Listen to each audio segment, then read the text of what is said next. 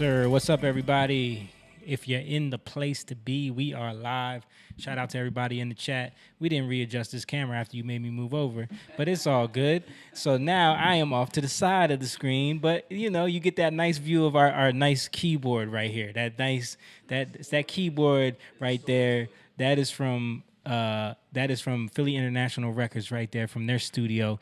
And according to according to the great Leon Huff, he is still alive. According to the great Leon Huff, there's only 2 of those currently in circulation. I don't know how true that is, but he said only him and Stevie Wonder have one. But you know, he let us hold it here at our studio, so that's pretty dope of him. But shout out to everybody who's in the chat already. I see Courtney, one of the Young Lions in there. Mom, who is a new official Patreon Young Lion member. She went to the King level on us. So shout out to her in the chat. And Debbie said, beautiful. Thank you very much. Listen, guys, we're going to talk about some stuff this evening. We're going to talk about marriage. We're going to talk about the relevancy of marriage in today's day and age. Does it still work in today's system, the modern system? We're going to talk about the debate that just happened between Rollo Tomassi and Ruslan on the Valuetainment platform. Who are they? If you don't know them, Rollo Tomassi is like supposed to be the godfather of like the Red Pill movement, which is this manosphere, that like the Kevin Samuels, the Fresh and Fits, the MTRs, this type of movement on YouTube where men are kind of like checking out of marriage. And then Ruslan is a Christian rapper that has now become a content creator on YouTube. He's blowing up over the last couple years. And they had a debate on Valuetainment's platform. If you know anything about YouTube, Valuetainment is Patrick Bet David's channel. He's a business mogul guy. He's in the insurance game, and he's extremely like knowledgeable in business and wealth.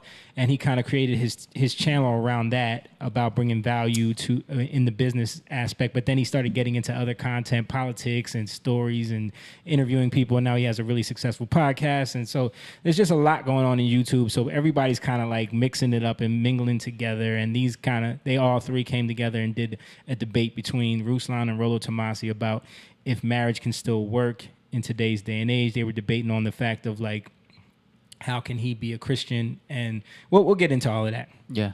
It's interesting. Yeah, it is very interesting. But also we're going to get into some of what's going on today in politics, of course, because, you know, as y'all heard, we are not in a recession, okay? According to... you know. Did they change the definition of what We're going to talk about that. According to... But before we do, you're watching Young Lion TV, man. Let's drop the intro. Young lion, everywhere I look, they dying. Everywhere I look, they dying. Young lion, everywhere I look, they dying. Everywhere I look, they dying. Young lion, won't you get up and stop fighting? Everywhere I look, they're hiding. Young lion.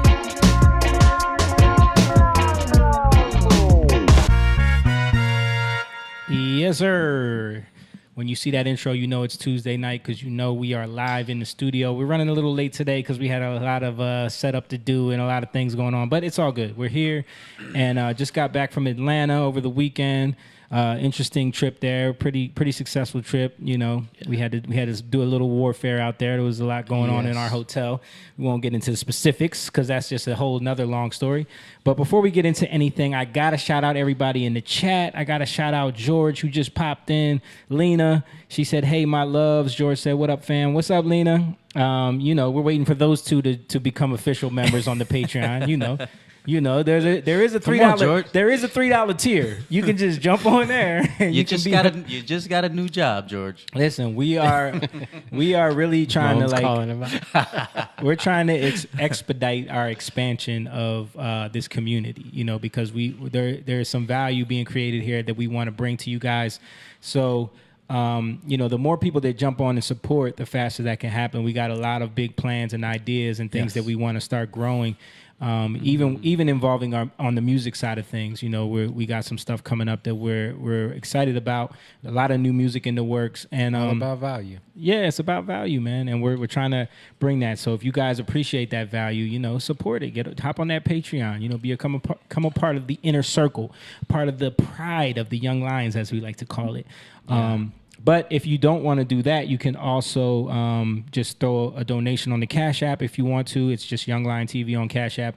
Like I said, everything that you guys support here goes directly to what we're doing. You know, I was just telling them about some more gear that I picked up for what we're doing. I'm constantly like searching, how can we elevate this thing? How can we make it better? How can we streamline it?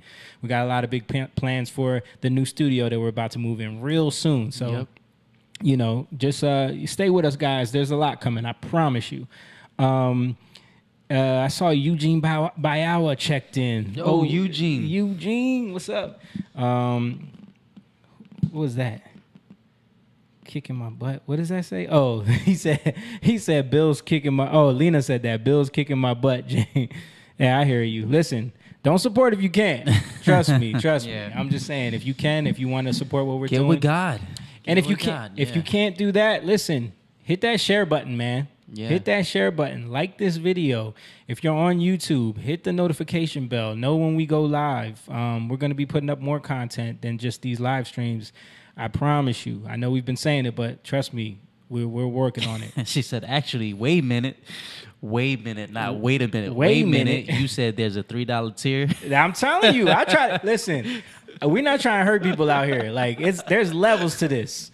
If you at the Cub level, if your bank account is at that Cub level, you get on that Cub level. There's no shame in that. Yeah, actually, that's not even the Cub level. That's the Feed the Lions level. That's the Feed the Lions level. It's the $3 level. Then you get the Cub level, and then you get the Young Lion level, and then you get the Lion King level. Yeah. You know, so it's all about where you're at and how invested you are in what we've got going on here. So you know, it's all up to you guys. You know. She said, "Don't make fun of me, y'all." We not making fun of you. We love you. Wait a minute. And also, listen, we got a show coming up. If you guys really want to get the experience of what that's going to be, it's going to be a great show. If you're in the Philly area, it's at the Gathering Place in Germantown. Look it up on our Facebook. Yeah, there's an event page on there. You can get all the information there and get your tickets now because that thing is selling out. So it's going to be with Joy and Peace Ike. Those are our sisters. We love doing shows with them. We had them on a few weeks ago. They were on here. They put on an amazing show. We're going to do our thing. So it's going to be an experience, I promise you guys. And we're planning on filming it and really putting some value into this so we can also upload that experience for people as well. So get your tickets for that now before it sells out. August 27th. It's a Saturday evening, and it's at the Gathering Place in Germantown, Philadelphia. Yeah, and what? Anything else? Also Pennsylvania. If you want to get merch, I got on the Back to Life T-shirt. Jake's got the Young Lion T-shirt on over there. I have nothing on. Simone is wearing his one of many pink shirts that he's been rocking lately. I'm wearing a lot of colors lately. Got a Paris Saint Germain shirt. Yeah, is that what that is? Yeah. Okay. Yeah, it's a training. I really wanted a Messi jersey, but I saw that price. I was like, nope. Yeah. Yeah. And then we got John over there producing right now. There he is. He's got the Eagles on. The Eagles, and he's got the red shades. He puts it on himself so fast and clicks it away. And then his face is just like, what? I don't know. I don't have no emotions. Have nothing to say. Courtney said, can't wait for the show. Lena said, wait a minute is trademarked. Hey, Courtney, listen, we didn't send your T-shirt yet. We're going to give it to you at the show. How about that? We're going to see you at the show. We will hand it to you at the show. That way you can just get it from us in person. But yeah, we're looking forward to seeing you there, and it's going to be a great show. I'm telling you. Other than that, anything else? Oh, on Rumble, if you're on Rumble, share this video. Twitch is not letting us stream right now for some reason. I don't know. We might have got banned. But, yeah, that's why we need y'all support. What do we say? Courtney said that's fine. Thank you. Okay, cool. All right, so anything you guys want to talk about over the weekend, about the show, anything when it comes to that? No. It was a good show. Cool show. Yeah. I always get little things. We've been learning when we're at shows to pay attention you can go and you get jaded. You go to a show, like, because we're in and out. We're there a day, basically. right. We leave in the morning. But I think this once we started coming back from COVID, we started to pay attention more. Felt like God was leading us more to like when we go places, because especially because of the stuff Be alert. we go through. Right. Be alert to your surroundings. Be alert to Yeah. what's happening. Don't just be caught up in what's going on and going through the motions of another show. But also complaining about what's going on, because it can be a lot. There's a lot Right? of nonsense. A lot to of complain barriers about. to overcome. So we've been learning more to trust in God, and it's crazy how he'll show us stuff about the area. I know for me, I've been getting into like the history of all these areas. Yeah. So Atlanta, that's one thing I found out that was the city was called Terminus. Yeah. It's like, this sounds futuristic. Yeah, it right? does. It does sound like a something that would be like in a dystopian novel or something. Right. But it was because the reason why that city blew up was because it was like the East Coast end of the railroad into the Midwest. Right. So it's interesting. Yeah, it is interesting. And then we met a dude on the way. Well, you woke me up. I was knocked out. Yeah, you woke me up, yeah. and you were like having a conversation with the older gentleman that was sitting between Yeah. us, which was cool. I think he was in his 70s. Name was On Ernie. the plane? Yeah, Yeah, he was from South Philly. from Oh, South wow. Philly. Yeah. And Lives in Florida lives now. in Florida now. Right near Clearwater.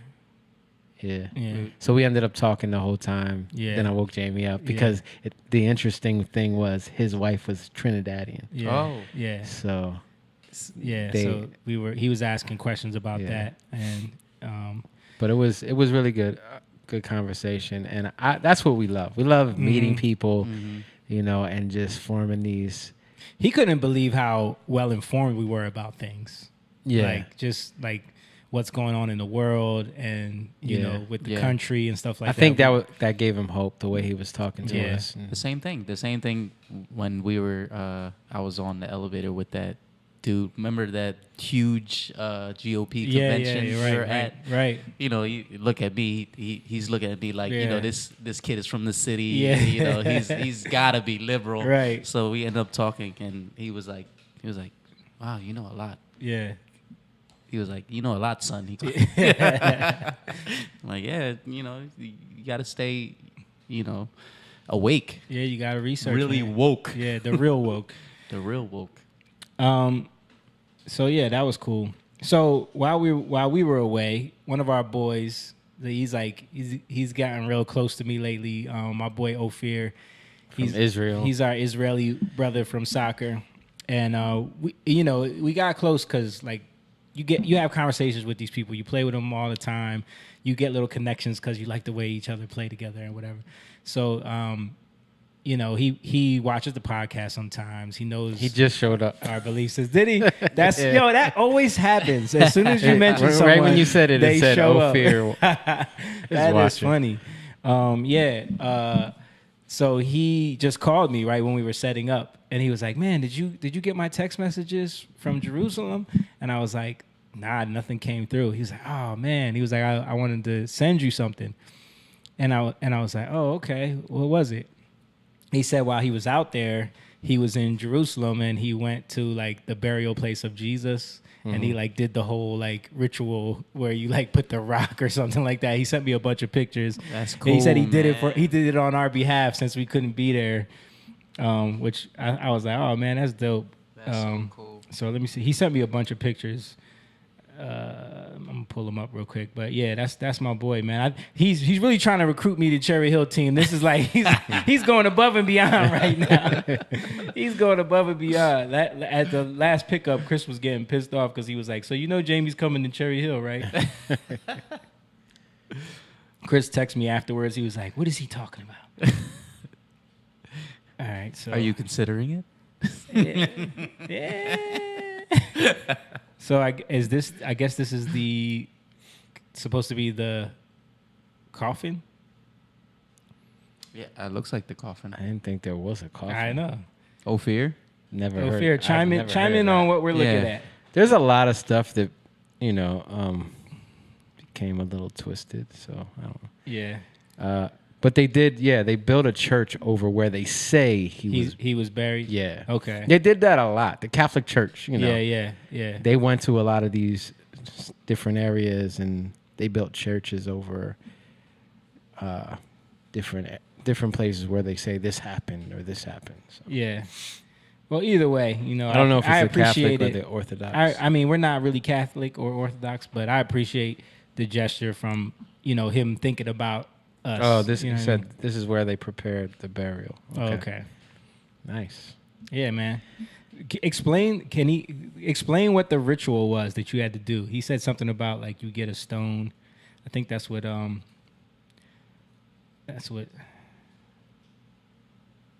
don't know what this is. Man, these old buildings look dope though. Yeah, I appreciate. I would love to go Yeah. see this stuff. I want to. Is that like the stone you get? I don't know.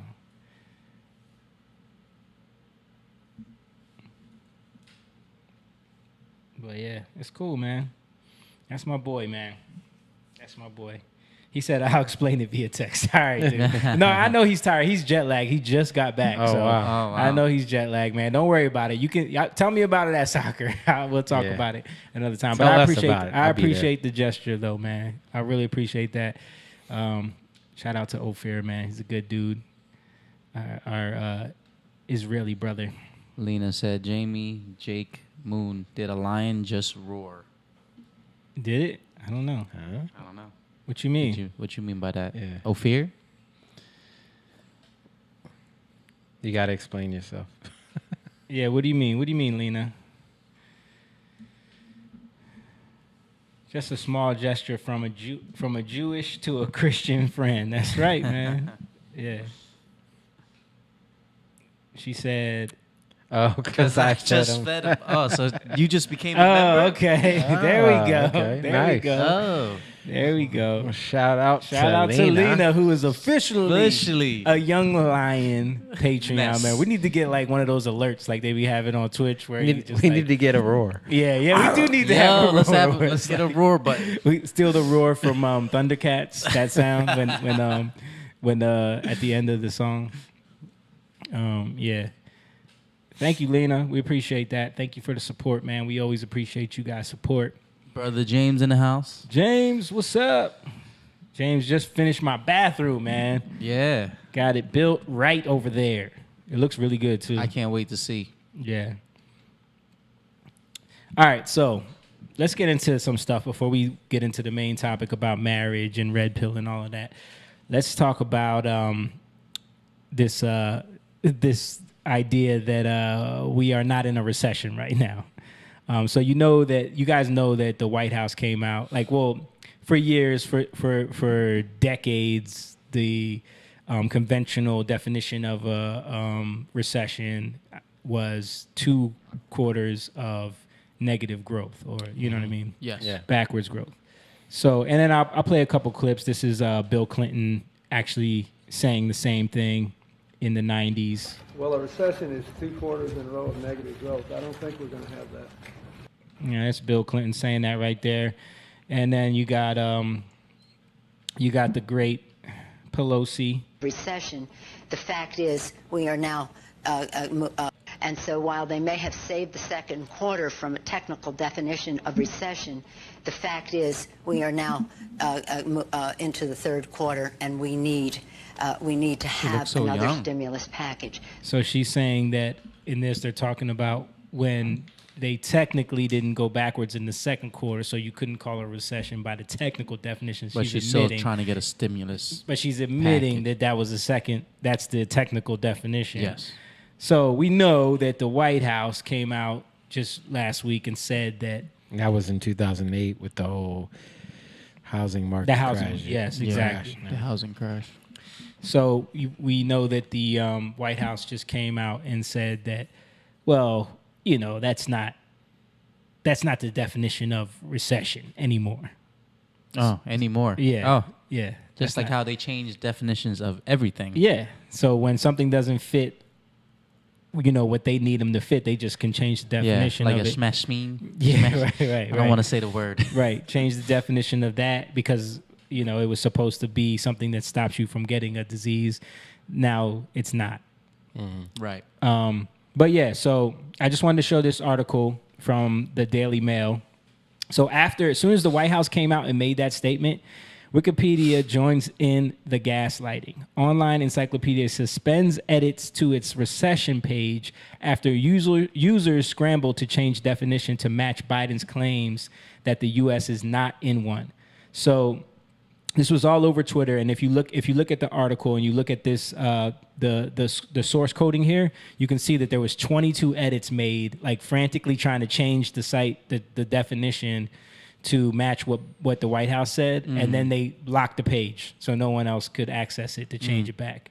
So this is the type of gaslighting that the internet, the media does to go along with the narrative of whatever the White House says. Instead of giving us the truth, this is just another example for y'all, because we talk about this all the time. We're just bringing up the example of how they're not telling us the truth. They're just trying to gaslight us into thinking that, this was never the definition for a recession. But some people were pulling up like the UK Wikipedia still has the old definition. Yeah. You know what I mean? Yeah.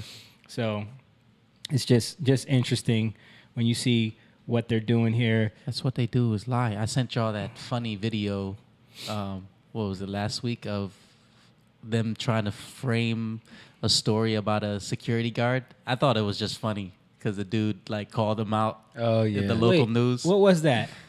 I don't remember seeing that. You don't remember seeing No, that? what was it? It was the security dude admitted that he shouldn't have been in his phone, but they Yeah. try to say that, there was... Oh, that's Yeah, right. there's an old man. Right. That's right. Just I framed, did the see news that. just framing the Yeah. story that didn't happen, and he created a TikTok, and it went viral. Yeah. So, That's just like the stories you see of the weather, when they're like, "Oh, it's a storm out here," and the lady was in the boat. The lady was in the boat, and then 3 people walked past her. Remember, because the water was really only ankle high, but she's in this little canoe. Oh, it's a flood. They gotta paint a picture, man. Yeah, They gotta create a narrative. and then they gotta use their tactics. Here's the press secretary trying to hold water for this. Going so great, though, then why is it the White House officials are trying to redefine recession? No, we're not redefining recession. If we all understand a recession to be 2 consecutive quarters of negative GDP growth in a row, and then you have White House officials come up here to say, no, that's not what a recession is. It's something else. How is that not redefining recession? Because that's not the definition. That is not the definition. Brian Deese said in 2008, of course, economists have a technical definition, which is of a recession, which is 2 consecutive quarters of negative growth. I can tell and you then this. yesterday he said 2 negative quarters of GDP growth is not the technical definition of a recession. It is What not. changed? It is not. Why did he say that It is was? not. What's the I can difference other speak than to who the president is? I can speak to what he said yesterday in front of all of you, which is the last thing that you just repeated. There are many factors. There are many factors, economic factors and indicators to consider, and I will say that the textbook definition of recession is not 2 negative quarters of GDP. We have a strong Now, labor market. yeah. Now that it affects our Now. administration, that's not the technical Because we definition. changed it. We just changed it. James said, "That's right, man. I'm missing a good one." Yeah, he's probably saw that topic about the red pill debate. Yeah, James would definitely chime in on this one, man. Yeah, sorry, man. I know you're busy. Yeah, so this is what they got going on, man. This is what they're doing, changing the definitions on us and using all their tools and tactics and media propagandists to trick us into believing, oh no, it's never been that. You know the thing about freedom is What? you have to be responsible, right? Mhm. And that's connected to truth, and that's even connected to freedom of speech, because it's interesting.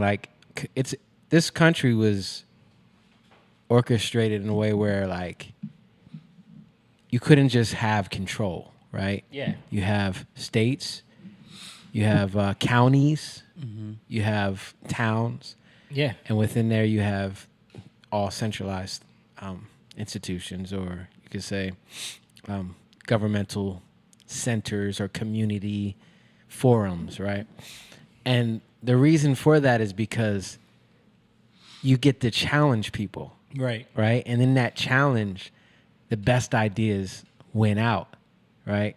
And when you cut that off, and that's what you're seeing that's happening, and you cut people off from speaking, or you cut people off, or you're able to have the power to shut people out, and that's what's happening now. They're bigots, they're racist, right. they're this, so they don't have a voice. They shouldn't be talking. Hate speech, all these things. Right. Homophobic, therefore, all these things. What it does is it shuts people down from saying anything. They have no right to speak. And because it's really about fear. Because if you engage in speech, right, which is connected to thoughts and ideas, that's where wisdom is tested. Right. You know what I mean? And where it's iron sharpens iron. It's going to battle with your swords, right? It's learning how to grow in technicality, right? In artistry. So these things don't happen when you do that. And what happens is more and more people start to control the narrative because of fear, right? Yeah. If the thing about ideas, like the thing about this country, the Constitution, it's an idea, right? Yeah. But it has to be played out through, oh, we didn't think about this. Well, we didn't think about that. Okay, that doesn't mean you do away with the idea, right? Right. It's about, okay, well, how does this work within that? Or what happens is, well, we want to hold on to the idea, and everything you're saying, we're just going to hide from it. We're going to act like it's not there. Yeah. Right? And that's what's happening. You're seeing this, and I think that's what communism and socialism does more than anything, because it tries to control the narratives. Yeah. You look at China, you look at North Korea. you look at North Korea, you look at the USSR. Who was going to the USSR as a place to like live and have opportunity for prosperity? Yeah. You know what I mean? No. No. But people come here because they have a chance to come up with an idea, right? Come up with something new that they can do, or do what somebody else has brought to the forefront as an idea. Like, how many... I remember talking to Indians. Like, I would have friends. Yeah. There was a guy when I used to work in the mall.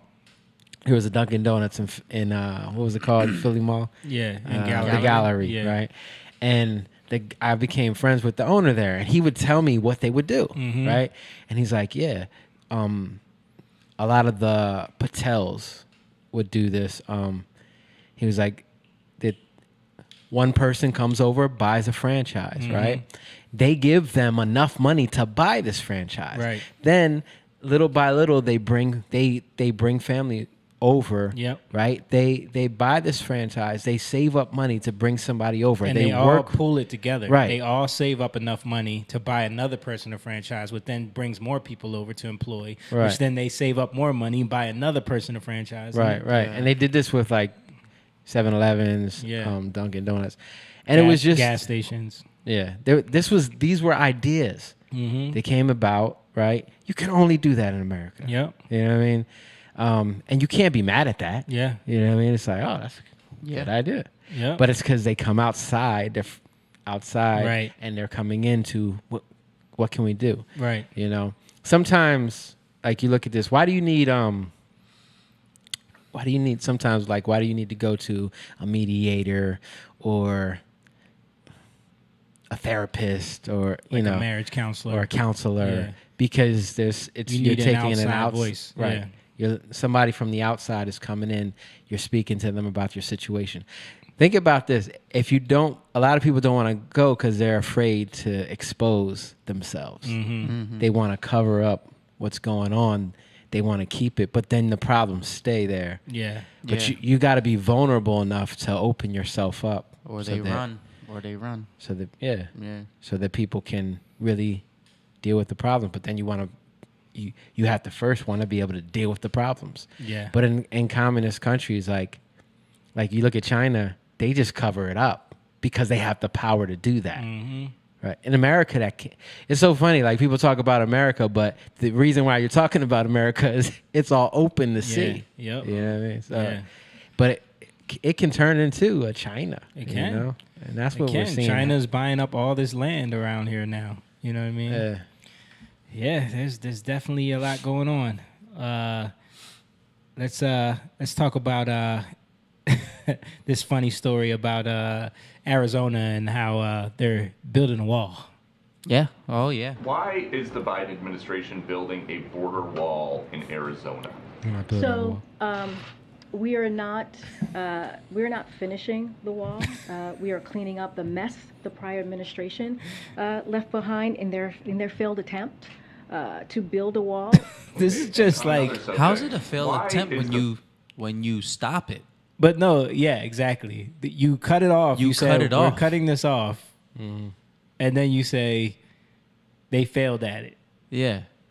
And then you say, You we're stop not production. You see how she tried to use that word magic where she's Yeah. like, we are not finishing what they did. We are cleaning up their mess. Like, Yeah, by finishing the wall. right. Yeah, it's just funny, man. It's funny when you see what's going on here. You guys hear about the monkeypox emergencies? Somewhat. Yeah, New York. Gavin Newsom just declared California a state of emergency. Oh, California California. too. Oh, man. I got an article right here. California and Illinois declare states of emergency over monkeypox outbreak. The governors, California and Illinois, declare states of emergency to bolster their monkeypox vaccination efforts.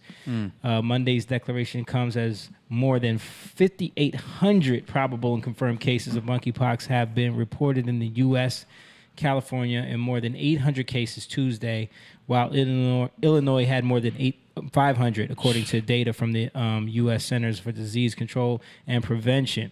Yeah, it's spreading, man. It's spreading. I heard there was like a first case of a woman having it. Really? And she was pregnant. I read it somewhere. But yeah, don't take my word for it. I don't have the article. Well, I'll tell you something I didn't read. Dave sent me this. Ruh-roh. Hold on a second. Dave sent me this. Pull this up. Yikes. That he saw. This is someone showing their experience with monkeypox, and we can kind of see how it's spreading around. Day 15 of monkeypox. Just giving you guys an up-close look. It's got it all around his mouth for some reason. Normally I'm clean-shaven, but obviously I don't want to take a razor around this. But Why is it? yes, Why has he they're got it on painful, his mouth? But fortunately I've got some good pain medication, so I'm hoping these are going to be falling off in a few more days. You know, the recovery period is usually 2 to 4 weeks, and I'm expecting probably about a 3.5 week recovery period. I just wanted to share my experience on Twitter with y'all, and I know a lot of you have been following, and Does he have this is really dangly hard to earrings? look Yes. at. So I ask for everybody to just have a little compassion and understand. Listen to this right here. If it's hard to look at, imagine what it's like to have.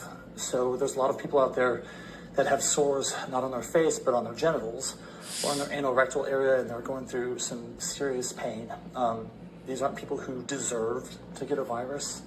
They just simply got it. And so try to be compassionate. Just remember. Yeah, I mean, I don't have nothing to I say. get what he's saying. They don't deserve to get a virus, but don't say they just simply got it. Like, Yeah. it comes like there's a Yeah. reason why it's all around your mouth, Yeah. bro. You know what I'm saying? There's I mean, a reason. there's action. Yeah. And then there's consequences to Yeah. your actions. So It's just like how people get STDs. It's just Yeah. and it's just funny that like we can't, like, all of the health experts don't want to say what it is. Like, they have to say it because, you know, people need to know medically what's going on, but they're like tiptoeing around it so bad. We showed the video last week where the CDC director was, you know, afraid to say the word gay. And it's funny because like I was talking about this in Atlanta, like they were so adamant about the don't say gay bill, and they're going gay, gay, gay, gay, gay, gay, gay, but now they don't want to say gay. yeah, because they're afraid to get that to connect that community. to that. Yeah. So they're just choosing to say men who have sex with men. I don't understand that. Yeah. What was I going to show? I was going to show a article from the CDC asking men who have sex with men to refrain. They put out a statement saying like if they could refrain from having sexual experiences for 2 to 4 weeks just to like curb the spread of this thing, you know. But you know, kind of like the anti-maskers, they refused. You know, so you know, where's all the protests against them to stop spreading this? Come on, guys. Yeah. Trust the science, guys. No one is as outraged. So in other news, you guys heard that Nancy Pelosi was flying to Taiwan. Oh, she trying to start. You hear about that, Jake? Yeah. You heard the China they threatened to shoot down her plane. Yep. So I had something go through my head. I'm sorry, Lord. yeah, that's messed up, dude. Well, anyway, John Kirby from the current administration at the White House, he had a really bad Freudian slip. I don't know if it's a Freudian slip or a misspeak or whatever you want to call it, but he said this in front of the press for everyone to see, including the CCP, as Nancy Pelosi is headed to Taiwan. Repeatedly said that we oppose any unilateral changes to the status quo from either side. We have said that we do not support Taiwan independence, and we have You hear that? He said that. Yes. said that we do not support Taiwan independence. Wait, what? I'm confused. He doesn't. We have So said that we do not support Taiwan independence, and we have said that we expect He cross-strait paused it a little differences bit. to be resolved by peaceful means. We have communicated this. So he said that as she's going there. Yeah, she's going there. Yeah. He didn't correct. No, he never corrected. He never. I don't know if they put out a statement afterwards, but he never like in the speech like said, "Oh, I'm sorry, I meant we do support," like, or you know what I'm saying? Right. Like he never corrected that. So it was just weird that he kind of said because that. the U.S., you know, because Biden has said that he supported their independence. Right? No, he said we will defend. He said we will go to war. Yes, and people, the White House had to come out and correct what he said. Yeah. Yeah, so you know it's getting crazy over there. It's getting crazy, and a lot of the belief is that she's going there because you know a lot of our chip manufacturing comes from Taiwan, and I think she's meeting with leaders there because they're trying to build plants here in the U.S. because they know. I think it's like inevitable. They know that China's about to take Taiwan. Like it's inevitable.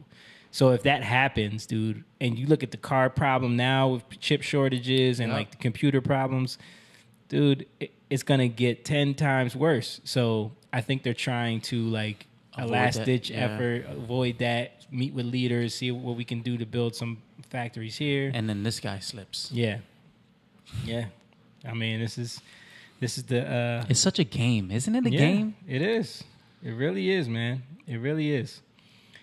Emma said, "Didn't y'all see the Cash App for the T-shirt?" Yeah, I saw it, Emma. I didn't even know you were on here, bro. If I saw you were on here, I would have acknowledged it. I appreciate that, bro. We got you. I'm gonna bring you a T-shirt to soccer, bro. I promise you. I already saw it on there. But we appreciate that, man. Thank you for supporting. Appreciate you, bro. Emma is a Patreon member, been a Patreon member, and he just supported and bought a T-shirt last week. I saw that on there. We got you, bro. I promise you. I will bring it to soccer. And so I want to show y'all this clip of like the craziness that's going down in New York City. You know, these cities are getting like crazy, out of control. Crime is through the roof. Yeah. Police departments are stretched to limits. I saw. Did you see this clip of Is that the subway one with the teenager? No, this is a different one. Why y'all pushing her? Why y'all touching her? Yo, back up. Don't touch me. Don't touch me. Don't touch me. Don't touch me. Yeah.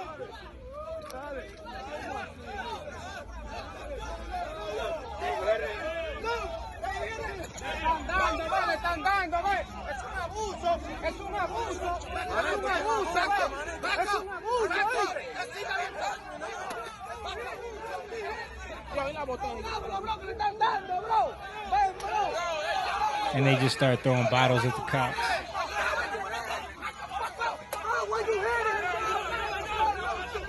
This dude squares up.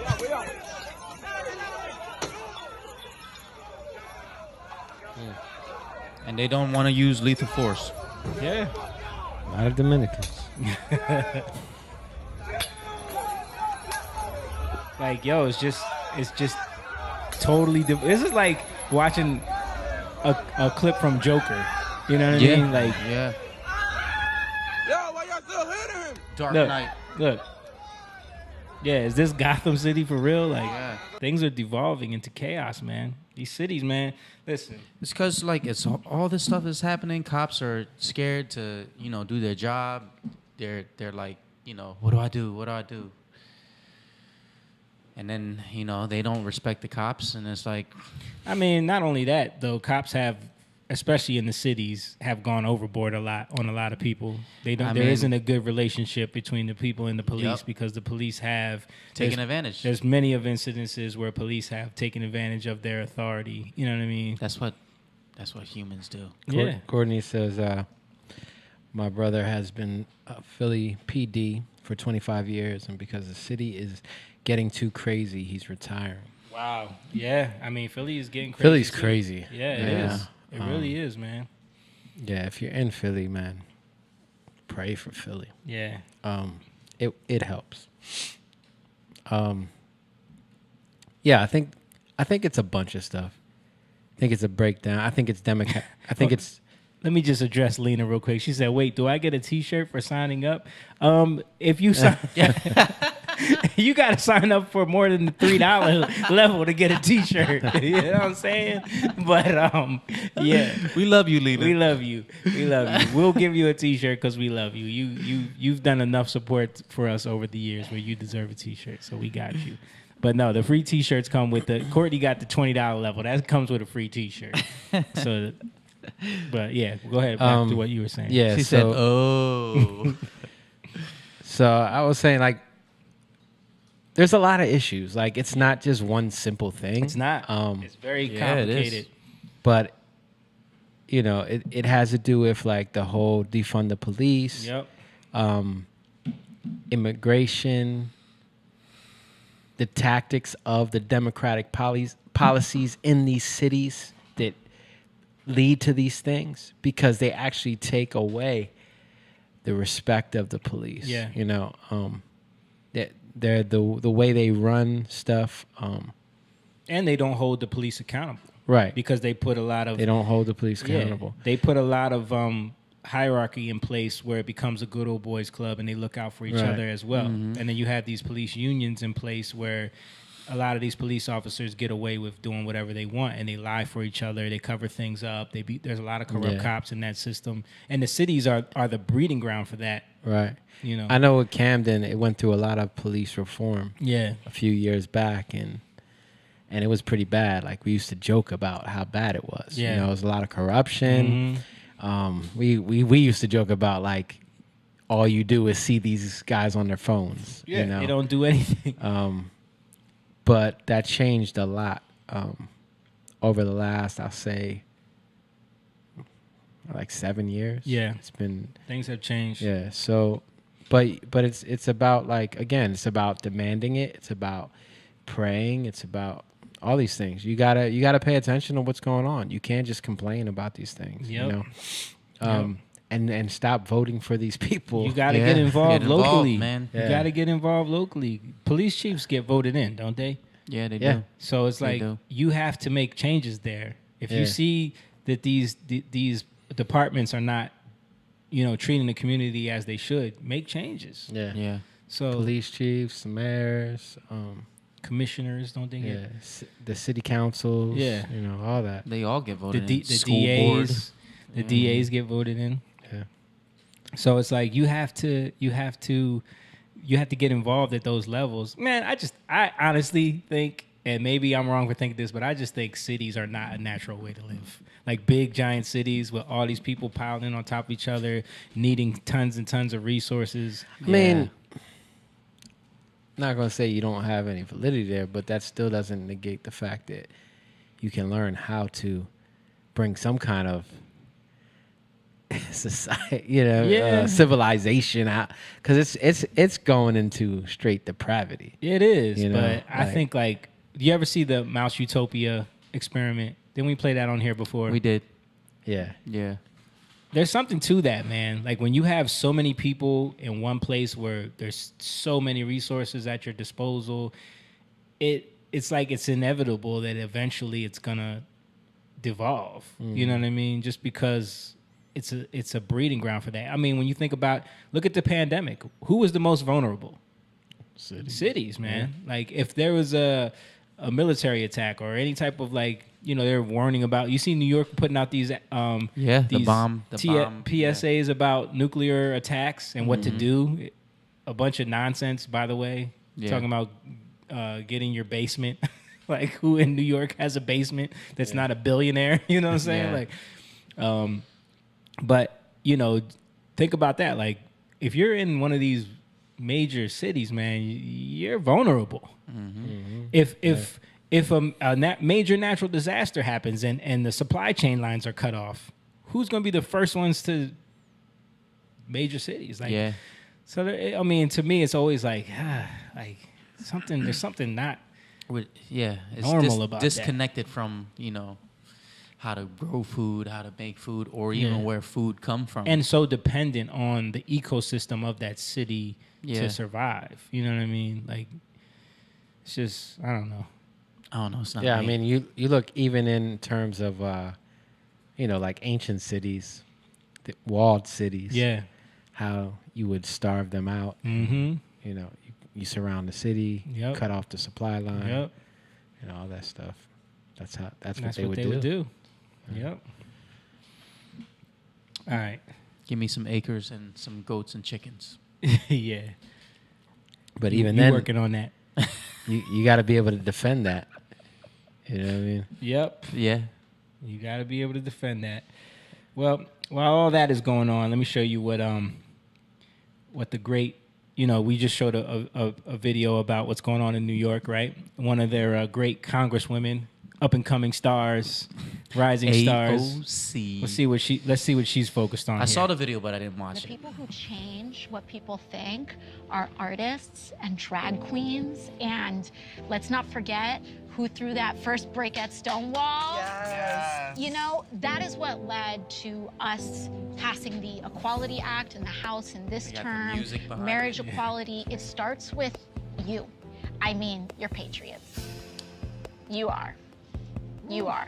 You are patriots. And I'm so Marriage equality proud starts of with you them. all. I'm so proud to live in this country with you and with your mother and with all of us as family. Girl. We love you. The people Just thought that was funny. I just thought that was funny. All this stuff going on. Those are the Patriots, guys. Yeah. Those are the Patriots. I've never. Phoebe said, so do you defend that? Defend love what? you guys. Defend hey, what? Hey, Phoebe. I don't. Hey, yeah, Phoebe. let us know what you mean. Yeah, Yeah. we've been brushing on a bunch of topics. I've never heard her say the soldiers who defend this country are patriots. I never heard her talk about. And she's not going to, because she has to be anti-war at all times. She can't.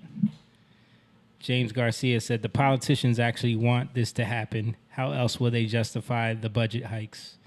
Yeah, we were talking about that today, where he was saying that, like, especially in these major cities, they need crime to increase because that's how they justify getting funded. You know what I mean? Mm-hmm. So, like, even them being quiet about, like, they push back a little bit about being defunded, but then they're kind of like, yeah, defund us so crime will go up and then we can get more funding. You know what I mean? Yeah. Yeah, do it. Go ahead. Go ahead. Yeah, but Go ahead. So we show you how talked bad it about can that get. with when we were talking about what's his name, Thomas Sowell, and how things correct themselves if you a lot of times, because people are going to realize that you need help, or you need to take matters into your own hands, especially when you have crime like that. Like, so you have to come up with ideas. You got to do stuff. And a lot of times the government funded things are the worst ideas, and they don't work too great. Green New Idea. Green New Deal. Yeah. Green New Ideal. So Phoebe said, "No, I will not, because I have a daughter!" Exclamation point. And then she said, "Exactly." I'm confused of what she's I'm talking so about. confused. Tell us what you're referring to. What's your question? She said, because in her referred to? first question, she said, "So how will you defend that? Defend what?" Yeah, I don't know. Yeah, we have to. So we're gonna touch on the red pill thing, and a lot of that stems from the Andrew Tate blowing up. I have a clip from him to kind of lead us into that topic. Okay. But first, I got to give you all a lesson on. I gotta give you a little lesson on some. It's all about learning here on Young Yeah, Lion TV. we're about learning. We're about learning. So gotta school you guys a little bit. More language. On some language, just so you can be up on, understand where you're missing it. You know what I'm saying? Because there's a lot of things that you're not approaching the right way. So I still use neopronouns, and that's not changing. But I have made a decision, which is that if for some reason you can't use neopronouns to refer to me, and you need a word that you already know how it fits into the English language, you may refer to me as it, its. They, them makes me super dysphoric. It, its is cool. Non-noun neopronouns are still my preferred. Super dysphoric? Especially the ones that keep the E sound, like E or Z or V. But if you need a pronoun, like while you're learning those, or if for some reason neopronouns are inaccessible to you, then it, its. Of course, if you're not using my pronouns just because you don't want to or you think they're invalid, you can fuck right off. Yeah. So she's a thing now. So you guys understood that? Yeah. Z's are VV. Yeah. And it's if you don't want to understand. But she don't like they. She them, said it though. makes her super dysphoric. Right. Super dysphoric. She don't like they them because it makes her super dysphoric if you use they them. Yeah. Yeah. So it's all like, how do you? Yeah. I'm special. I'm special. So acknowledge me, please. Elon Musk should make like a So Phoebe said, "Sorry guys, I want my daughter to be defended. How do we make sure she is secure?" Are you talking about against crime? Because I think we all should be secure against crime. Like the police should defend us against crime. But the problem is you have these policies in place, especially in the major cities where they're decriminalizing things. They're allowing crime to happen. Yeah. When you look at California right now, you look at San Francisco, crime is through the roof, and they're not prosecuting it. Yep. People are being robbed like You have to steal crazy. at least $1,200 worth of stuff in order for you to be locked up, prosecuted. You look at that store in New York, the bodega thing that happened, where that dude ran up in there and threatened the guy that worked there because his wife or his girlfriend didn't have the $3-something to pay for the bag of chips that his daughter wanted. So her car got declined. Her EBT card got declined. So when the guy told her, like, it's declined, I can't take it, she got an attitude, blah, blah, blah. He took the bag of chips from her daughter. She got pissed off. She went and got her boyfriend. He came in there, went behind the counter, shoved dude up against the wall. Then the old Spanish dude stabbed him. Dude ended up dying. Now they want to charge that guy with second-degree murder. You know what I mean? But it's like he's defending not only his business, himself. but himself as well. Yeah. Him and his wife worked there. Yeah. You know, so thankfully, but the DA wanted to prosecute him, you know. But thankfully, the mayor came out and spoke against it and said, like, you know, this is... Where was this at? In New York. In the city. Yeah. But the mayor came out and said that, like, this is a working class New Yorker. We can't stand for people like they should be able to defend their businesses, you know. And then the DA ended up dropping the charges, you know. Yeah. But you know, this is why conceal and carry matters. Like all these things. Yeah, you're talking about how should your daughter be defended? Yeah, Second Amendment. There's a reason why the they Second lifted that. Amendment exists, you know, and and that's another problem in these big cities is they're the strictest on gun laws, the strictest. but they have, have the the most most crime. and the most murder. Yeah, because people still have guns. They just get them illegally. Yeah. But it's funny, like that video I sent to y'all today. That dude that tried to rob that store. Yep. And then the store The owner store had a owner shotgun. had a shotgun. And he ran up out of there with his arm blasted Crying. off. But stuff like that needs to happen more, because that's what's going to stop people from just thinking they can run up on somebody and rob them. Yeah. If they don't know that they're going to get challenged. Yeah. You know? It's called karma. Right. Or you reap what you sow, if you want to have it Yeah. biblical. She said, how do we make sure? She's so. I don't know how we. I don't know. I don't know how we. I mean, there's no surety in life. Yeah. You could die tomorrow. Yeah. Like, I think that's where, in our opinion, that's why we believe, we trust in God. Yeah. You know, sometimes, like, that's what, it's hard for people to just, and I think that's what this country does. Like, Yeah. they put fears in front of you, then they sell you something, right? That's what marketing does. They put fears in front of you, and then they give you a solution. And a lot of times the solution is going to benefit them, just like the government. So, but what does God do? He puts a solution in front of you that you got to trust for. Yeah. You know, and that's hard for people. Right. But faith is something that it keeps us safe. Right. We got to trust. And it's hard for people to give up their trust to somebody they can't see. Yeah. You know? And hey, Phoebe, you know I got 2 daughters.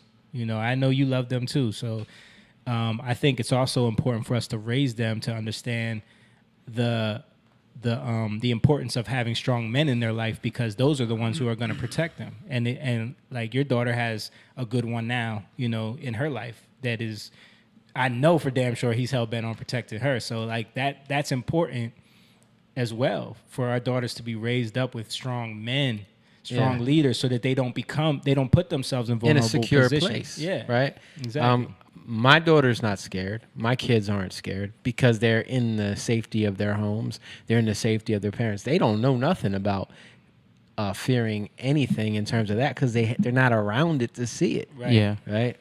Even when we lived in Camden, like they didn't understand or could comprehend it because of how they were insulated and kept. You know. So if I live by fear and I put that fear on my kids, then they're going to be fearful. Yep. You know, but if I live by faith and they see the faith that I live by, there's no fear there for them to walk in, Right. you know? Right. So, And that fear can stop them from doing a lot of stuff in their life. Yeah, man. You know? Yeah. So, you know, there's a lot of factors there for We you. gotta stay prayed up, Phoebe. And we gotta cover our kids. And we gotta keep ourselves as a family. Yeah. She said, "You all are great fathers." Thank you, Phoebe. And we appreciate that. That's why, like, you know, we pray. We pray for people. We pray for one. Yeah. We pray for this city. Yeah. Like, we're in Camden right now. We've prayed for this city so for many this city times for and watched it years change. and watched Yeah. things change. Yeah. We believe prayer works. Yeah. You know. Phoebe said, "I love you guys. I know you guys are awesome, and I am so thankful for you guys." Listen, we are we thankful love you, for you Phoebe. too. We are thankful for you too. We need you to know? get together. Yeah. Barbecue. It's been a while. You know, they sold that house. Yeah. Yeah, so they don't have the house anymore. Oh wow. Yeah. Aw. Yeah. I liked going there. But yeah. Oh, my bad. Go ahead. Talk, John. No, I just highlight the pool. Oh, yeah.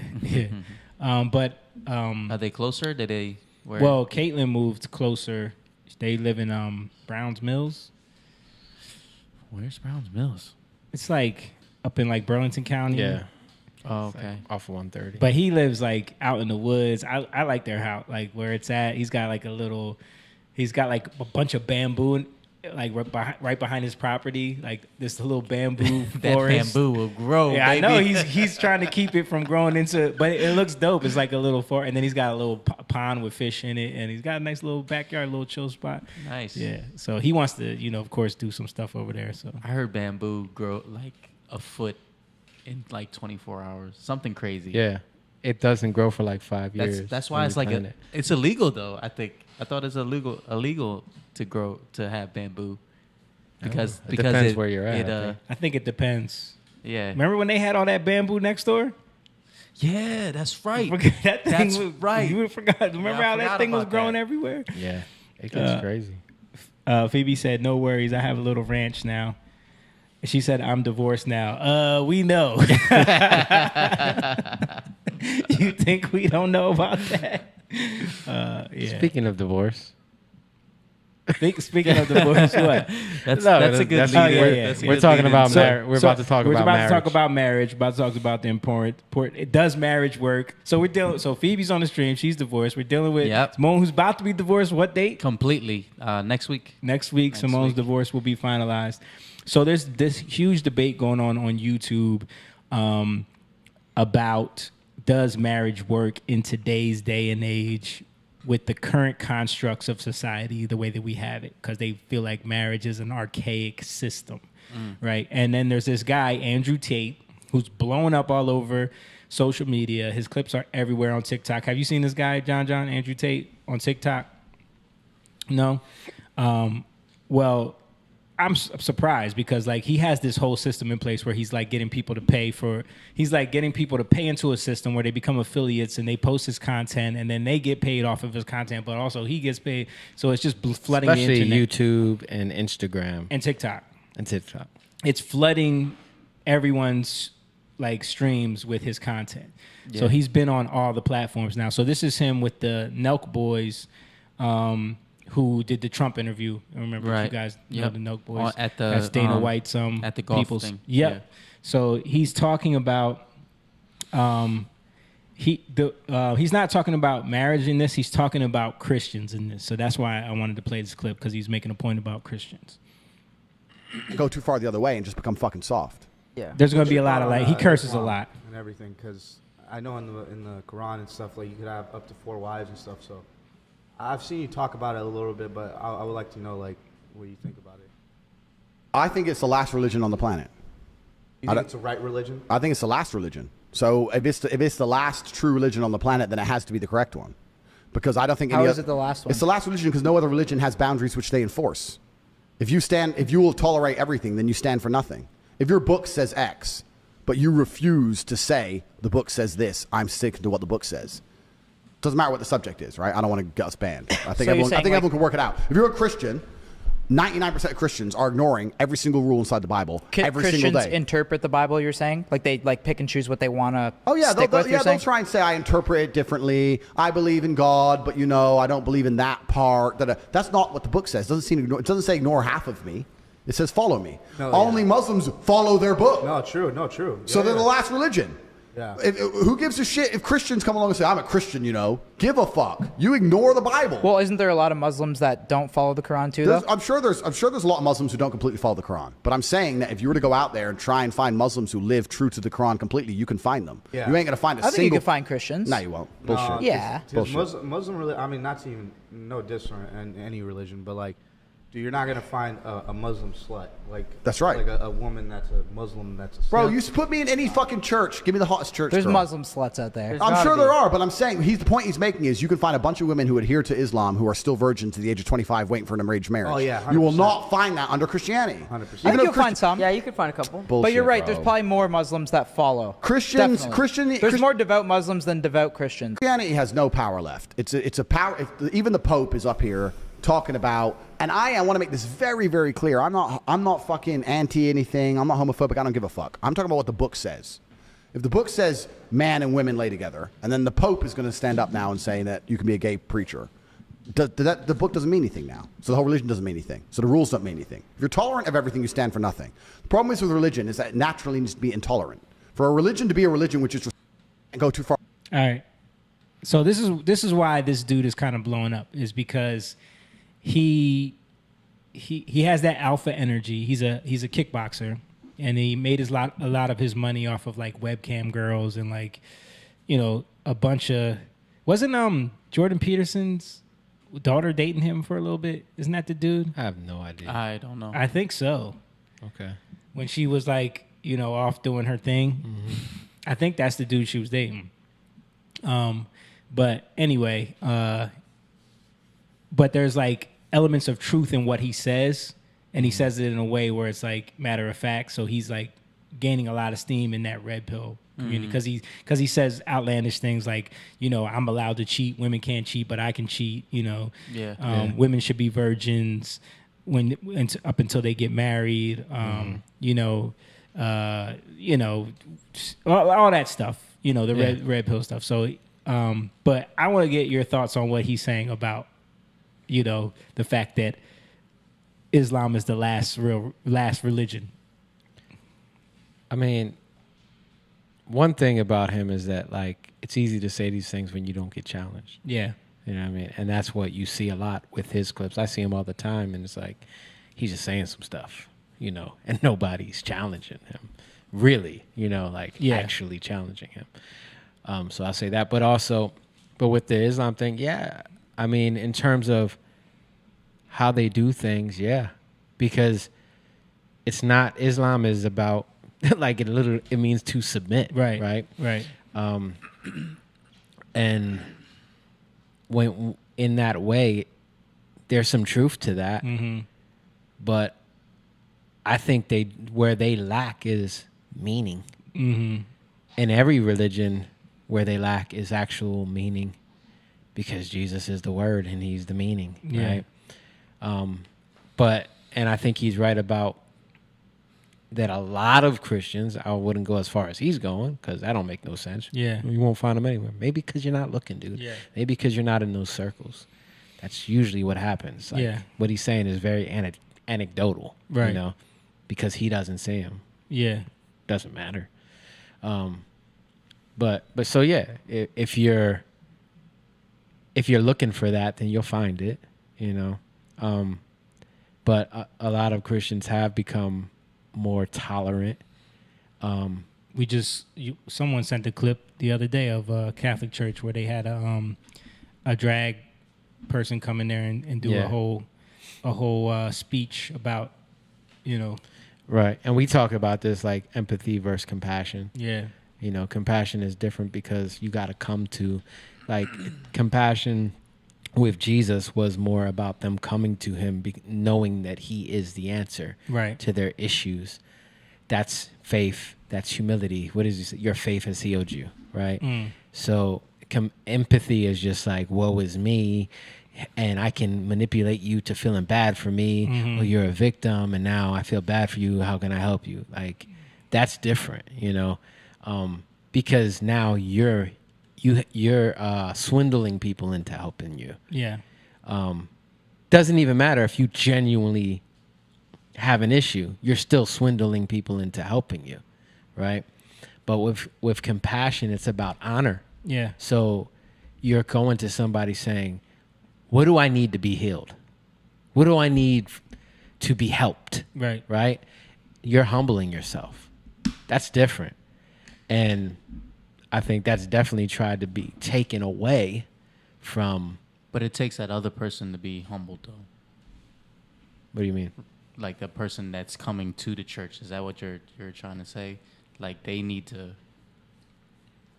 know that they're not to it. Like people in the church, it's just family. Like in a family, a father. You're saying any type of compassionate situation. Yeah, like we were talking about this. Like women naturally are more empathetic. You know what I mean, than men. Like I know because he makes some points though. Like, you know, the Pope. Yeah, but saying, you know, or the picture that I sent y'all, you know, of the church that I, you know, was delivering to, had all these rainbow flags. We support. Right. Love is love. Right. Yeah. You know, type of thing. That's accepting. So what he's saying is like you won't find that in Islam. Right. Right. You won't find. You won't. And he's saying that, because I've heard him say it in other interviews, other podcasts about how like you couldn't get away with defacing a mosque.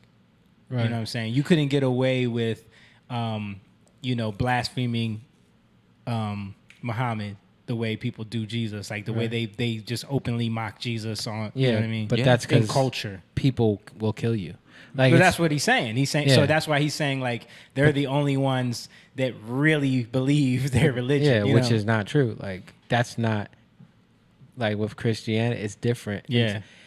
Like in terms of even religion, it's different. It's not. It's a way of life. Mm-hmm. But when it becomes religious, it becomes very in a box. Yeah. Right. So, or I'll say, not really religious, but technical. I don't know the word for it. But the problem is that it's a life. Like when you, we get away from all this. To be born again means to be born from above, right? When you're born again, you have to keep going to the place where you're born from. And we're supposed to be born from above. That's heavenly, right? Well, people are always like, well, when I die, I want to get to heaven. You have access now. It's just you don't understand that. Like that's the normal, I want to get to heaven. You're speaking in terms that the average person like don't even understand. That just sounds like magic talk to them. Right. You know what I mean? Right. But that's the thing is that it's not magic talk when people actually come out with the best ideas, in society. Right. That's what the Western civilization is built off of. Right. Not Islam. Yeah. You know what I mean? But then you can take it and hijack. Once you stop honoring, once you start disrespecting, right? And that's what's happening. How do you destroy a family? You cause people to dishonor and disrespect it, think it has no value, think it has no worth, think it has no meaning, right? So heaven is where everything came from, yeah, right? And Jesus came from heaven to show us the meaning. He was the embodied meaning of what everything, the intent of everything that was created, and in order to get to that, you have to trust in him. Yeah. That's faith. And as we trust in him, we're honoring him. I give up my own way of doing things, right? And I trust you in the middle of having issues, having problems, right? That's where you get tested. So now it's like our minds are made to respond.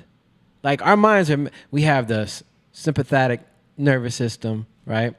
Parasympathetic nervous system.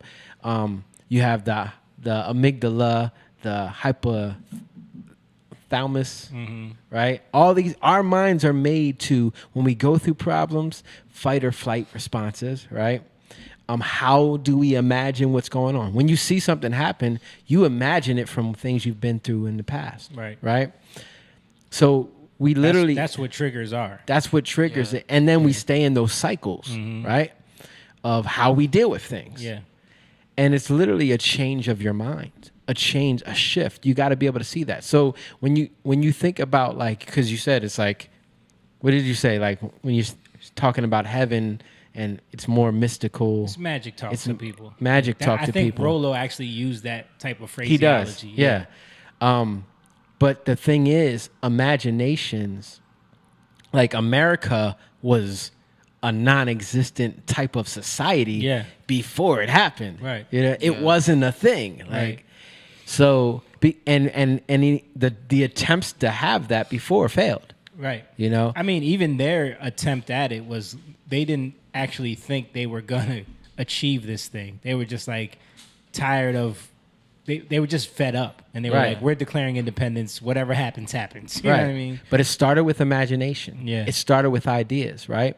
It started with a foundation that's biblical. Right? How do these things play out? Those are things, you're reading the Bible and then you're saying, what does this mean? Yeah. Right? You're thinking about it. If you have no honor, respect, you're reading that and say, don't mean nothing to me. I'm going to throw it to the side. So then you say it means nothing. Okay, that's why you get nothing from it. So your thought process, you're going to think about things in a different way. Right? You're going to start creating and imagining things in a different way. And a lot of times, most of the time, it's fear, right? Instead of faith. Yeah. So then you're going to look at ways to survive. And then you create an atmosphere of that. And that's what's happening. Like, because of disrespect and dishonor in this society. Yeah, man. Yeah. All right, cool. I like that. So let's move on to these videos you wanted to get into. So what we're about to watch is clips from the debate we were talking about with Ruslan and Rollo on the Valuetainment Network. And I think how this all started was they were going back and forth on Twitter because Ruslan had Hafiz from the roommates. They did a show together. Okay. And he kind of challenged Hafiz on the manosphere ideology a little bit. And they kind of like went back and forth a little bit about that on his channel. And I think Rollo, because Rollo, he appoints himself like the godfather of this ideology because he wrote a couple books back in the day about like the hypergamous nature of women and like marriage statistics and like all these things. And so he coins himself the godfather of the manosphere and the red pill movement or whatever that has sparked on YouTube and on TikTok. But so they got into it on Twitter. Then he said the only way I'll be willing to talk to Ruslan is if he reads my book. So Ruslan was like, all right, I'm gonna get his book, and he read both his books. And so then they had this debate, and they kind of like came together on a separate platform, which was the Valuetainment platform.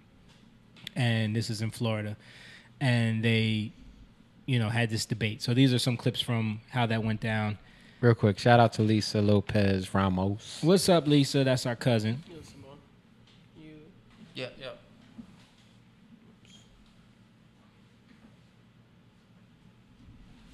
So we agree on a lot. What we disagree on is the biggest thing that I think is most problematic is marriage. That you can't endorse marriage. Not now. And I think that if we look at what is the optimal environment to bring children into this environment, into this world. If my buddy Sauce wanted to have kids, do you want kids? Yeah, for sure. Hopefully we could agree that the optimal environment is to be in a nuclear family where the man and the woman are in the household together. Socially enforced monogamy has been the bedrock of Western society for a long 100%. time. So we agree on that. However, the red pill speaks very low of marriage. You guys have a very, in my opinion, a very skewed view of marriage based on 66% of marriages are filed by women. If the optimal environment is for kids, Sauce wants kids, is to be married in the same household. With a husband and a wife. With a husband or and a with wife. a man and a woman, however you define it. Husband and a wife is fine. The painting of marriage is not helpful, in my opinion, based on what we know about marriage. So marriage is 40 to 50% end in divorce. What's left out is kind of this character of divorce. You do 90% of the work, she puts in 10%, and then she could file divorce at any time, and then you have to split all the proceeds. There's a lot you leave out there, Rollo, a whole lot. For starters, divorce highly correlated with income. The less you make, the more likely you are to get divorced. This is a fact. I got sources. And Dave Ramsey would say that number one reason people get divorced is money fights money problems. Okay, so one, we know that the more people make, the least likely they are to get divorced. And I can give you all the statistics about how being single, you're highly to be suicidal, depression, all these unhealthy, lazy, all these different things. The optimal environment for a man is to be in a marriage. Okay, so For kids, you mean? For kids? For his mental health. And Okay. again, and I got the studies. We can look at the studies if you want to look at the studies. Suicide rate, depression, unhealth, all kinds of different things. It's awful if you're a man in your 40s. So. Okay. So that's just the beginning of it. I mean, I want to talk a little bit about what he's saying there. And I think, because me and James talk about this all the time, and I think this is something that in our culture we've kind of gotten away from, and we don't have, and we were actually talking about this today, especially in the black community.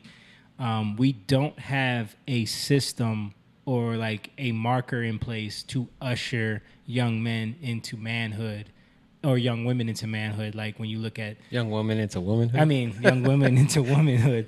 My bad. But I'm thinking about like how even like in tribal societies, they have these rituals. You know what I mean? The Jews have bar mitzvahs and bat mitzvahs. The Orthodox Jews, like they prep their young teenage women and men for like, you're entering a phase where you're going to be an adult, you're going to be responsible, you're going to get married, you're going to be a head of a household or a mother, you know what I mean? So we don't do anything like that in society to kind of direct them into the best path for them. Like what he's saying, like a man actually is in his best state in a marriage. You know what I mean?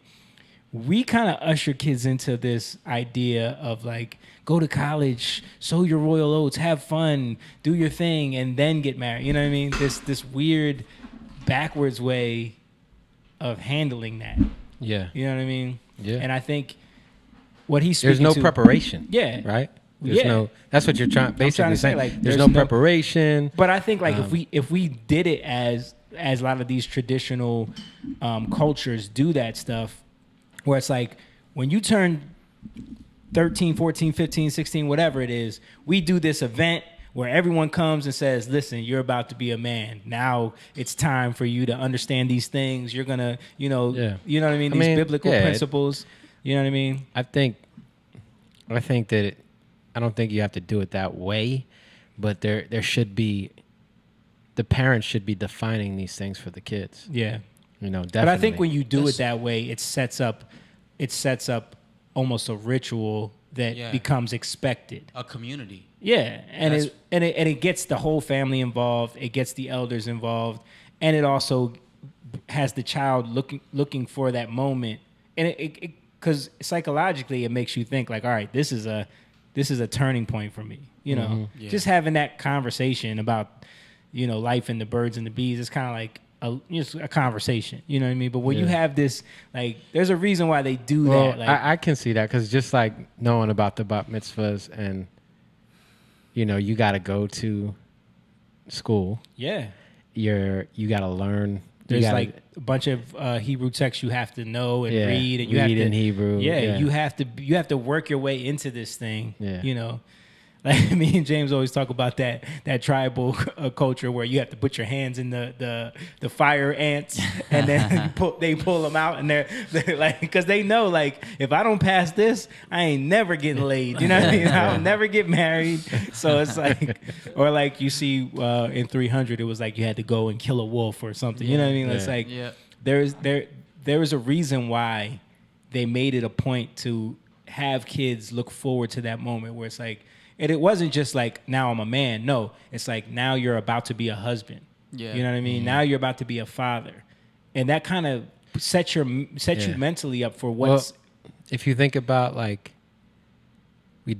family is not strong. Yeah. Community is not strong. They don't honor marriage. All these marriage things... is not strong. What's put on the pedestal? It's not marriage. No. It's career. How many... It's career, success. For women, yeah. It's career success. And money. Yeah. And how many notches you got on your belt. For a young man. For a young man. Yeah. Which is important, but that's not lasting. Well, notches on your belt ain't important. Yeah, notches, that's not what he meant. Yeah, I know. He meant the other things. It sounded like he said that. Yeah, Jake? I didn't mean that.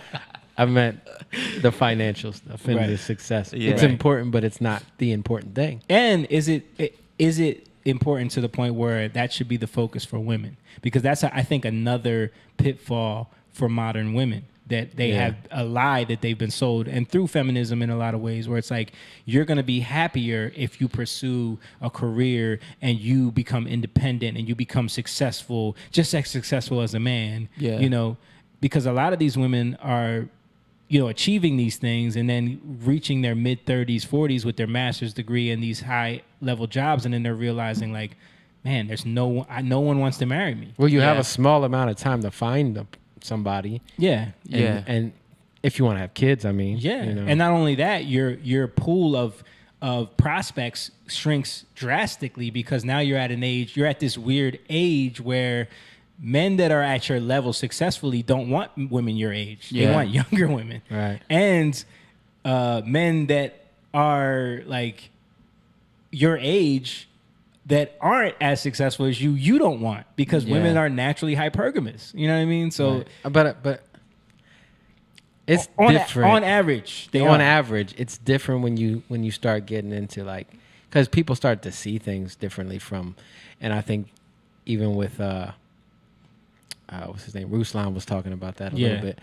because when you come into a community, because church is a community, that's what it's meant to be. Right? It is. You start to change your aspect and your look on how you see things, right? Yeah. And so those things, what you valued before, isn't necessarily that much of a value anymore, and you start to look at things in a different way that That's actually true. that are more valuable. So you might look at somebody In that some you didn't- churches, because most churches don't even. Most churches, yeah, don't, you're right. They don't even cultivate that type of But- thinking. and that's why we're at where we're at, Mhm. right? But I think that's why, like we were talking about earlier, how we were talking to the guy on the plane. Mhm. He's in his 70s, Yeah. and he was looking at us like, wow, you guys are Yeah. actually, Yeah. Yeah, this responsible. This gives me hope. Like, yeah, there's he- people that's- that think like you and live the lives you live. Right. So it starts there. Yeah. It starts there. And that was the issue I had a lot with this guy. Yeah. What's his name? Rolo, yeah. Rolo. Because he dismissed, I don't care. Like, and that's the beauty of the hope of God, Right. like of Jesus, is that it don't matter what you see around you. Yeah. It doesn't matter the state we're in. In Christ, we can change that state. Well, that was you know? also a great point that Ruslan made during the debate, where he was like, yeah, and also 70% of men are overweight and obese. Is that, that means they need to get in the gym. You know what I mean? Like, that doesn't mean that we take that statistic and say, like, all right, men should just give up because they're all fat. You know what I mean? Right. Like, no. Right. That means we got some work to do. Right. And we haven't been working. Right. And a lot of times, why? Because we put our feelings before our responsibilities. Hold up. This conversation can go left. Why? It's easier to get fat food than it is to get healthy food. But that's another Yeah. aspect of it, is like, you can say, all right, well, let's talk about the corporations that are profiting off of making people fat Yep, and obese, and then feed them pills. and then the FDA is involved. Yeah. So it is drug and food. It is. Yeah. There is. But and then when you with the statistic that I was just talking about how women in their 30s that are highly educated can't find husbands, don't have a lot of kids, maybe 1 to 2 kids. What? This is why we can't get through clips. 'Cause Yeah, we play one clip Right. and then we But this is all relevant stuff. I didn't wanna This say is that. all I know. relevant stuff because this is something that we've talked about too. Because who does it benefit? And this is something that people have been bringing up about the how corporations are willing to pay for abortions for their employees rather than maternity leave. Yeah. Because who does it benefit to have 2 different people in the workforce? You know what I mean? Yeah. Yeah. 2 different consumer bases when they realized that it was beneficial for companies to have people not married, because they make now if a man and a woman have 2 different households, they make twice as much money off of stuff. Yeah. You know what I'm saying? Yep. I want to address this. Phoebe said respect your women. It's about respect. Let me say this. You can't. It's about to go the other side. When you are focused on yourself, when your parents or your whatever the society you grow up in is saying live your dreams and do what you feel, Live your truth. and live your truth and do what pleases you and do what makes you happy. That is all self-centric. Yeah. Now you want me to respect somebody. The only reason why I'm going to respect them is because I'm going to be able to. The only reason why I will respect them is to get what I want out of them, to live my dreams. Right. To live my truth. And that's the issue we have. To be men, it's more of the issue is not to respect women. It's to love women. Yeah. And that's laying down your life. Yeah.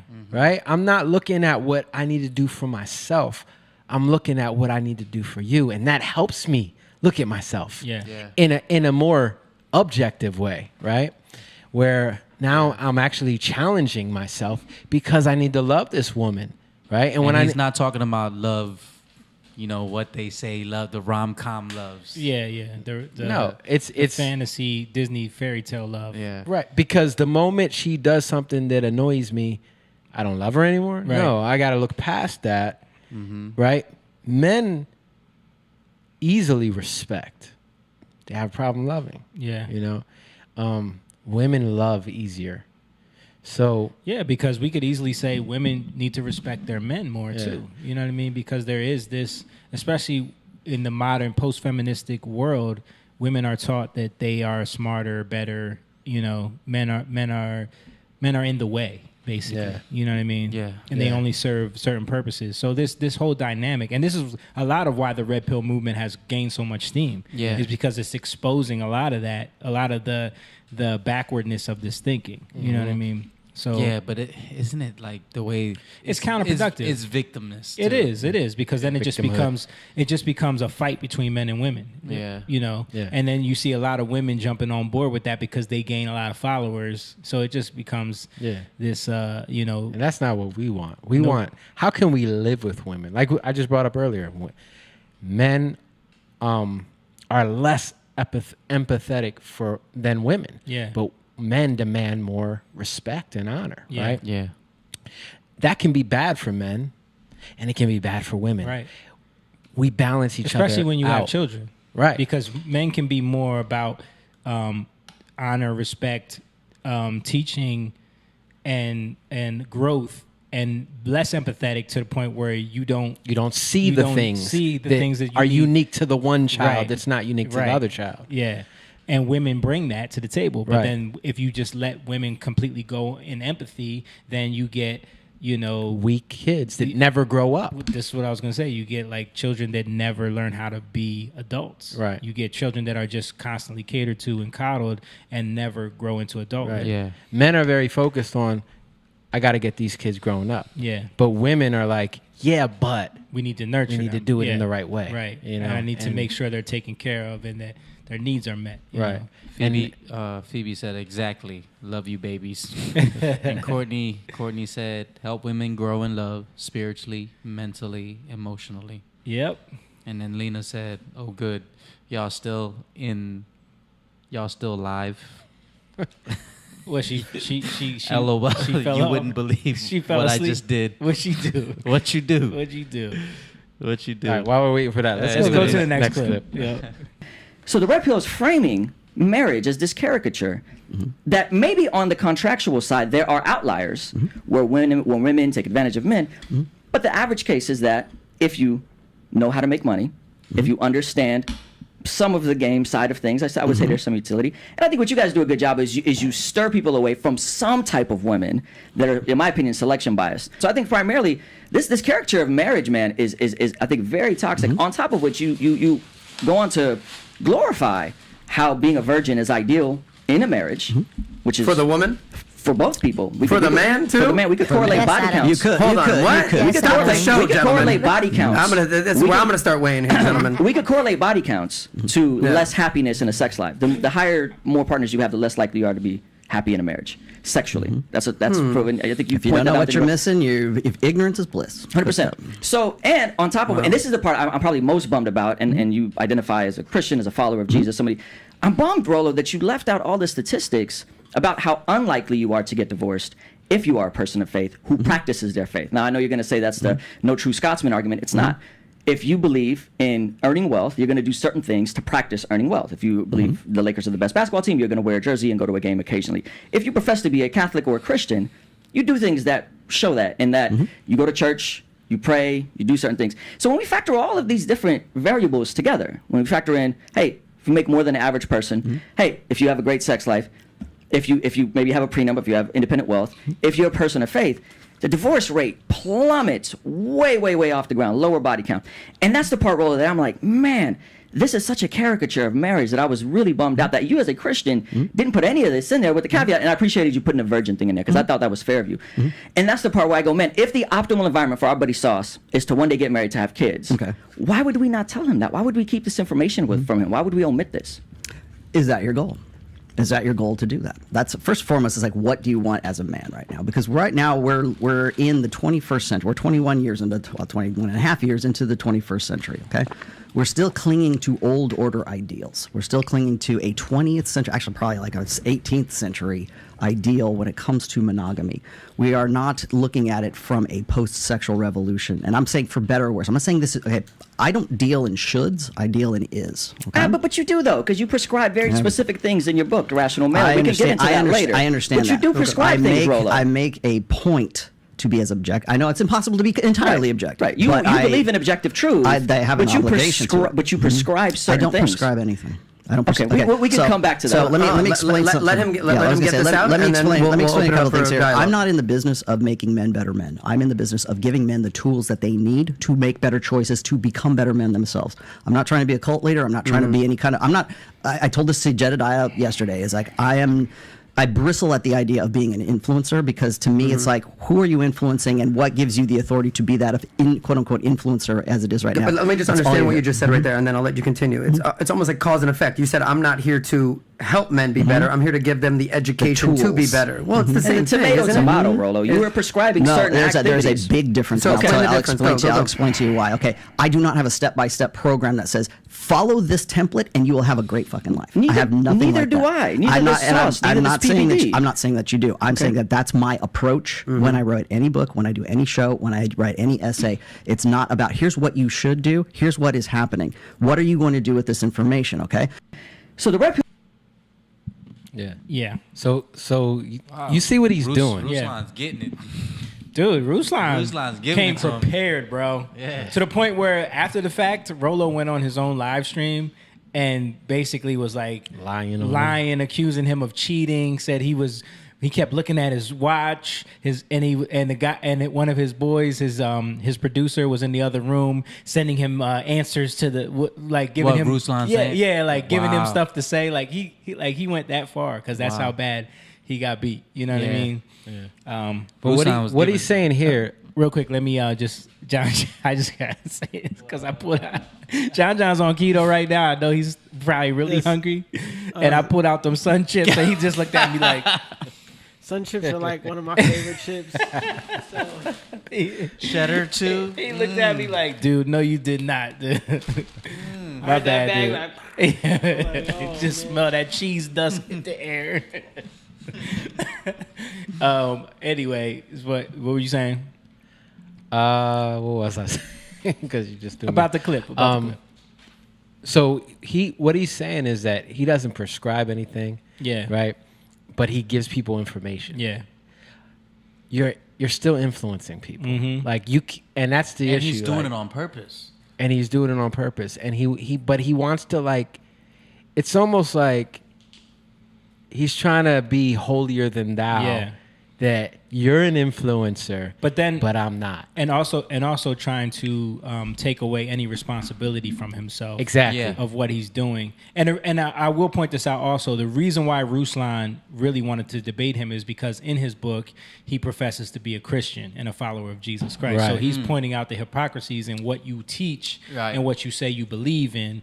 And also, he's been married for like 27 years or whatever. Yeah. So he's like 26. 26 years. So he's like, how can you be saying this when you're in a He's marriage? he's Yeah, he's married? married. Yeah, he's married. So it's almost So like he's not like the fresh and fit dudes that's yeah. in the. Well, they're way more ridiculous because like, what Ruslan was talking about in this clip is something that I've talked about with them before. Is that that bias as far as like selection bias, right? Because Fresh and Fit literally only talk to like OnlyFans girls, chicks that want to be in Miami for clout, like chicks that they hit up on Instagram that want clout, that want to come to Miami to be on their platform. So of course you're going to get a certain element of female. Right. Mhm. So it's easy for them to dismantle their ideology and talk about how all y'all want 6-figure guys, all y'all want rich dudes, y'all have bring nothing to the table. Yeah. You know, They didn't have Candace Owens on their podcast. They never have anyone that could ever challenge their thinking on there. You know what I mean? They only have, ghetto chicks that are going to get loud and get mad, and then they turn on the kick out camera and kick them off the podcast, and that's how they blew up. You know, so it becomes ridiculousness. But so I think Ruslan's making a valid point there, where it's like you're being very selective with the type of marriage and type of female that you're trying to paint a picture of all marriages. You know what I mean? I mean, the statistics do exist about how women, do start 70 to 80% of divorces. They're the ones that file. But there's a lot of factors that go into that. It's not just because women want to get divorced. Being one of the money is the main finances is the main reason. Yeah. But it's not just because men aren't making enough money to make you happy. Yeah. Yeah. All right, let's keep rolling. When I am talking about marriage, and you're not the first person to throw this at me, is that they say, well, Rolo, how can you be red pill because you're married? Or how can you be married because you're red pill, right? And so I'm always stuck in the middle of all of that because I have a great, by all estimates, I have a fantastic ideal marriage. For most guys would say it's an ideal marriage for 26 years. I have a kid, right? So when especially from the traditional conservative side of things, they come at me and say, well, how can you be so down on marriage? I'm not down on marriage. In fact, I make that point in religion. I said, I'm not down on marriage. I'm down on how we do it now. Okay. As I said before, monogamy, pair bonded monogamy, however you want to define it. Like, remember, it's Judeo-Christianity doesn't have a monopoly on marriage. Okay. Marriage has been a thing between men and women for a very, very long time. You know, whether it's in Muslim culture or it's in Jewish culture or it's in like even Asian culture, you can go back to feudal Japan and find people getting married. Okay. So they had nothing to do with Abrahamic religions, but they're still pairing off like that. So there's something innate in us that says, hey, we're better together than we are apart. Okay. Where it is functionally, evolutionarily advantageous for human males and human females. As a Christian, I think this is what I don't get with him. Like, marriage is the way it all starts. You have Adam and Eve. You know what I mean? And it says in there when Eve comes out and then they say, and they were unashamed of their nakedness. And it says, this is the reason why a man leaves his family, right? His father and his mother, and joins with a woman. You know what I mean? This is the beginning of it, and it's the end. Right. Which I have a clip of that. But so like even what he's saying, like I don't get it in terms, like he tries to be objective to a fault, I think. You know what I mean? Where he's trying to be objective, but he's really being subjective. I don't even understand the point he's trying to make where marriage has been around before Judeo-Christian. Because he's trying to take it away from there, from Judeo-Christian. But when it's like, it doesn't... If you believe in God and you believe that God is real, then you believe that God set up marriage from the beginning. Yeah. So you're going to see it in other cultures. Right. What are we talking about? That's my point. Yeah. You know? But he claims to be a Christian, but like all like the clips that I see, he's just disrespecting his religion. That's the point. That's why Ruslan is like Ruslan. And there was way more stuff that Ruslan was saying he wanted to get to, but you know he had to catch a flight, so they didn't get a chance to. Yeah. But yeah, just keep watching.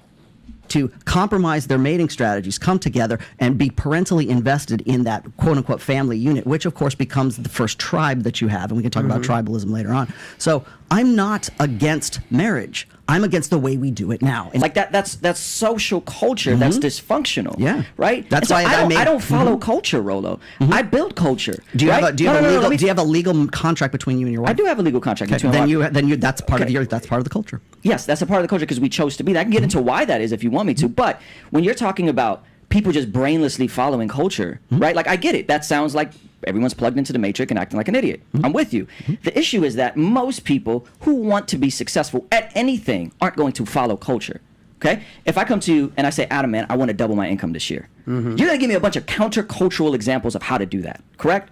Countercultural? Don't go out and party every night. Don't play video games. Don't take on student loan debt. Don't just do the typical 9 to 5. All of that is countercultural. The very fact that you're an influencer disqualifies any of that. The very fact that do you make more money as a rapper or do you make more money as an influencer right now? Right now as a YouTuber. Then you're following culture. Okay, but even as a rapper, you are. No, but I'm explain building that. culture. Why is that? Well, I'm saying that our idea of what it is we want to do, our passions in life, and everything is like I rail against social constructionism. I get that part of it, right? But the very fact that we're even on this show with all these cameras around us, or Patrick's over here doing this. Are you saying that he'd be more counterculture if he said, "I don't do"? That's not true at all. What he's doing is capitalizing off of culture. He's not following culture. Yeah. You know. Or you could even say cultivating culture. Yeah. Because you have to engage in culture to cultivate it. Right. Yeah. If you remove yourself from culture, there is no cultivation. Right. Yeah. And that's what he's trying. Counterculture is removing yourself. He's using that platform to influence people. Exactly. Yeah. I mean, that's what, if you want to get into the deep, husbandman is a cultivator. Right. He's a farmer. Yeah. To be a husband. It's technology. Yeah. Farming needs technology, and that's the whole point. Pruning back the weeds. It's funny because you're leaving. I always thought about this, like a husband leaves the man leaves his mother and father, right? He leaves his parents, and I'm like, but wait, doesn't the woman? But why doesn't it say that? Because the man goes out and takes what was from his family, and then goes out and cultivates it somewhere else. You get what I'm saying? You take somebody from somewhere else, and you cultivate the same thing. That's why you get the man's last name. Yeah. Because that's the line that you cultivate from. You get what I'm saying? Yep. That's why it says you leave your family, because you're leaving there to continue something. Yeah. Right? So why do Spanish people be having like 5 last names? Culture. Yeah, it's culture, and Culture. and it's also to explain their lineage. Yeah. They Culture. try to but keep again, you can be too much into that. Yep. Right? That becomes, and then you start doing it just because your parents did it, and it's like, well, what's the meaning behind it? You know. And then you lose the meaning. Lena was kind of explaining what she was talking about. It's a whole lot. Yeah. It's a whole lot. Her getting food. Yeah. Phoebe said, listen, you all are true and real. I love you all. We love you too, Phoebe. We love you, Phoebe. All right, let's keep playing this. So if he was counterculture, he'd be in a punk band. No. I said the things that it requires to be successful at. That's so basic. If he's counterculture, the punk bands now are cultural. Cultural. Yeah. Like that doesn't even make sense. Yeah. He's talking about speaking of stuff that's antiquated. The punk bands haven't been counterculture since the 80s. Yeah. Anything is countercultural, Rolo. And so as a person that's creative, I have to make countercultural decisions to be not the average. But you have to work be within not that a sus- culture I to do do have to. those I do things. have to do that. I'll give you an example. You mentioned something in your book about Christians jacking culture, right? And you talked You already about what was the Striper Band and all yeah. that kind of Yeah, stuff. it's the Christian kosher. Christian culture. I like that. I like that a lot. But you made this one really example, and I think this kind of. So he was just you were just referenced talking about. J.R.R. Tolkien and Lord of the Rings influencing Dungeons and Dragons, and then you also referenced C.S. Lewis's Chronicles of Narnia, which is to you a spinoff. J.R.R. Tolkien led C.S. Lewis to faith. J.R.R. Tolkien who's a Christian, built Lord of the Rings and led culture that then the world, Dungeons and Dragons, and non-Christians followed. So I think you miss how much I think is driven by art creativity within modern music, within Lord of the Rings and all these sorts of things. That your example was often that like that was led by a Christian who led C.S. Lewis, and he was building culture. And I'm saying there's other examples of people doing that all throughout history. We could talk about modern pop music, modern rock and roll. All of that is rooted in. Remember Dungeons and Dragons when we were kids? You remember that? Yeah. When you came here, do you remember that, John? Dungeons and Dragons? It might have been before your time. I know it doesn't. You know what it is? You know because of Stranger Things. Dude, that's what I was just about to bring up. So imagine I knew it before that. Imagine we knew that lineage and how that came about. Imagine our parents explained that to that, because Lisi's like getting into Stranger Things now. She wants to watch it, so we were watching the first season, and Gonna have some explaining to do. You gonna let her watch that? well, I watched the first season, and then me and Liz were watching and we were talking about how, like, when we were young, how our parents would just be like, that's the devil, Dungeons and Dragons, it's demons, it's don't, you know what I mean? Yeah. Right. But that's all we heard, like, Right. and then, Everything like, is the devil. all of the like references, because I remember the first season they were watching He-Man on the TV, and I was like, oh, my mom used to tell us, like, because he was saying, I have the power, and she would be like, no one has the power but Jesus. and Where she, you at, Mom? Where you at? I want to hear some stuff. And Liz was saying her mom would be, when Skeletor came on, she was like, oh, turn that off, that's demonic or whatever. Right. But there was never any, like, no one could ever, like, explain, like, how it stemmed from something that meant something and became, the world takes it and turns it into something. Yeah. You know what I mean? But you can if you don't go deep. Right. And that's why you, going back to what I said earlier about, what this country is about, freedom of speech, and how we, iron sharpens iron, right?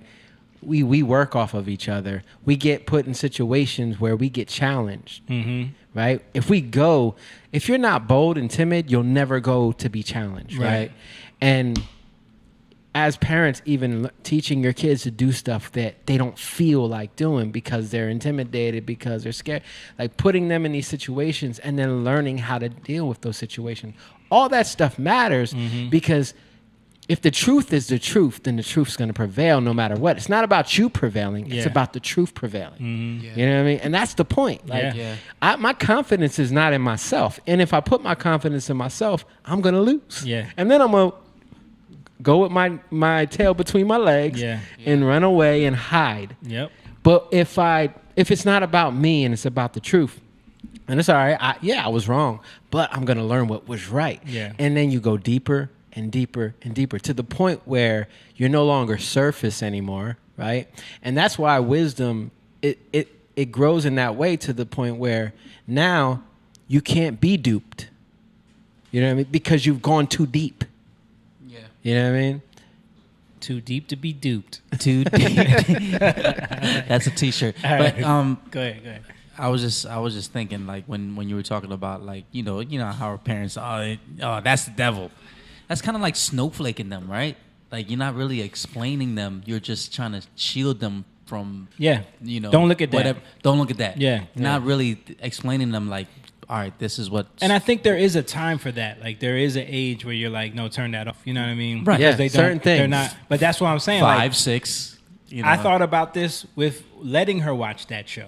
Yeah. It's like she's at a certain age now where like her friends are talking about things like they're asking more questions. And I don't know if you noticed that. Like, Yes. I noticed with Noah, like, he's asking more Yes. questions, and it's And- like it's on another level. I'm like, it opens the door for me to have these conversations now, so they're not just out of nowhere. Yeah. Because like even in that episode, it was like, all right, you see this right here. That's why this is happening. You know what I mean? Like we watched with her Mean Girls the other day. She's been getting ready to go to middle school.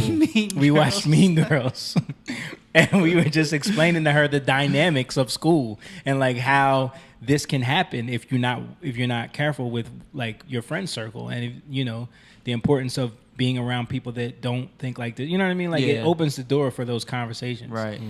Instead of just being like, "Don't watch that," you know what I mean? Or don't hang out with this person, because she's gonna see it in passing anyway. Her friends are gonna send it to her, a clip of something like the way they see stuff now. They're YouTube shorts. That's all they watch now. Yeah. You know what I mean? So like, well, that's the thing. Like what you're saying, they're stepping into realms, right, that they weren't in before. Right.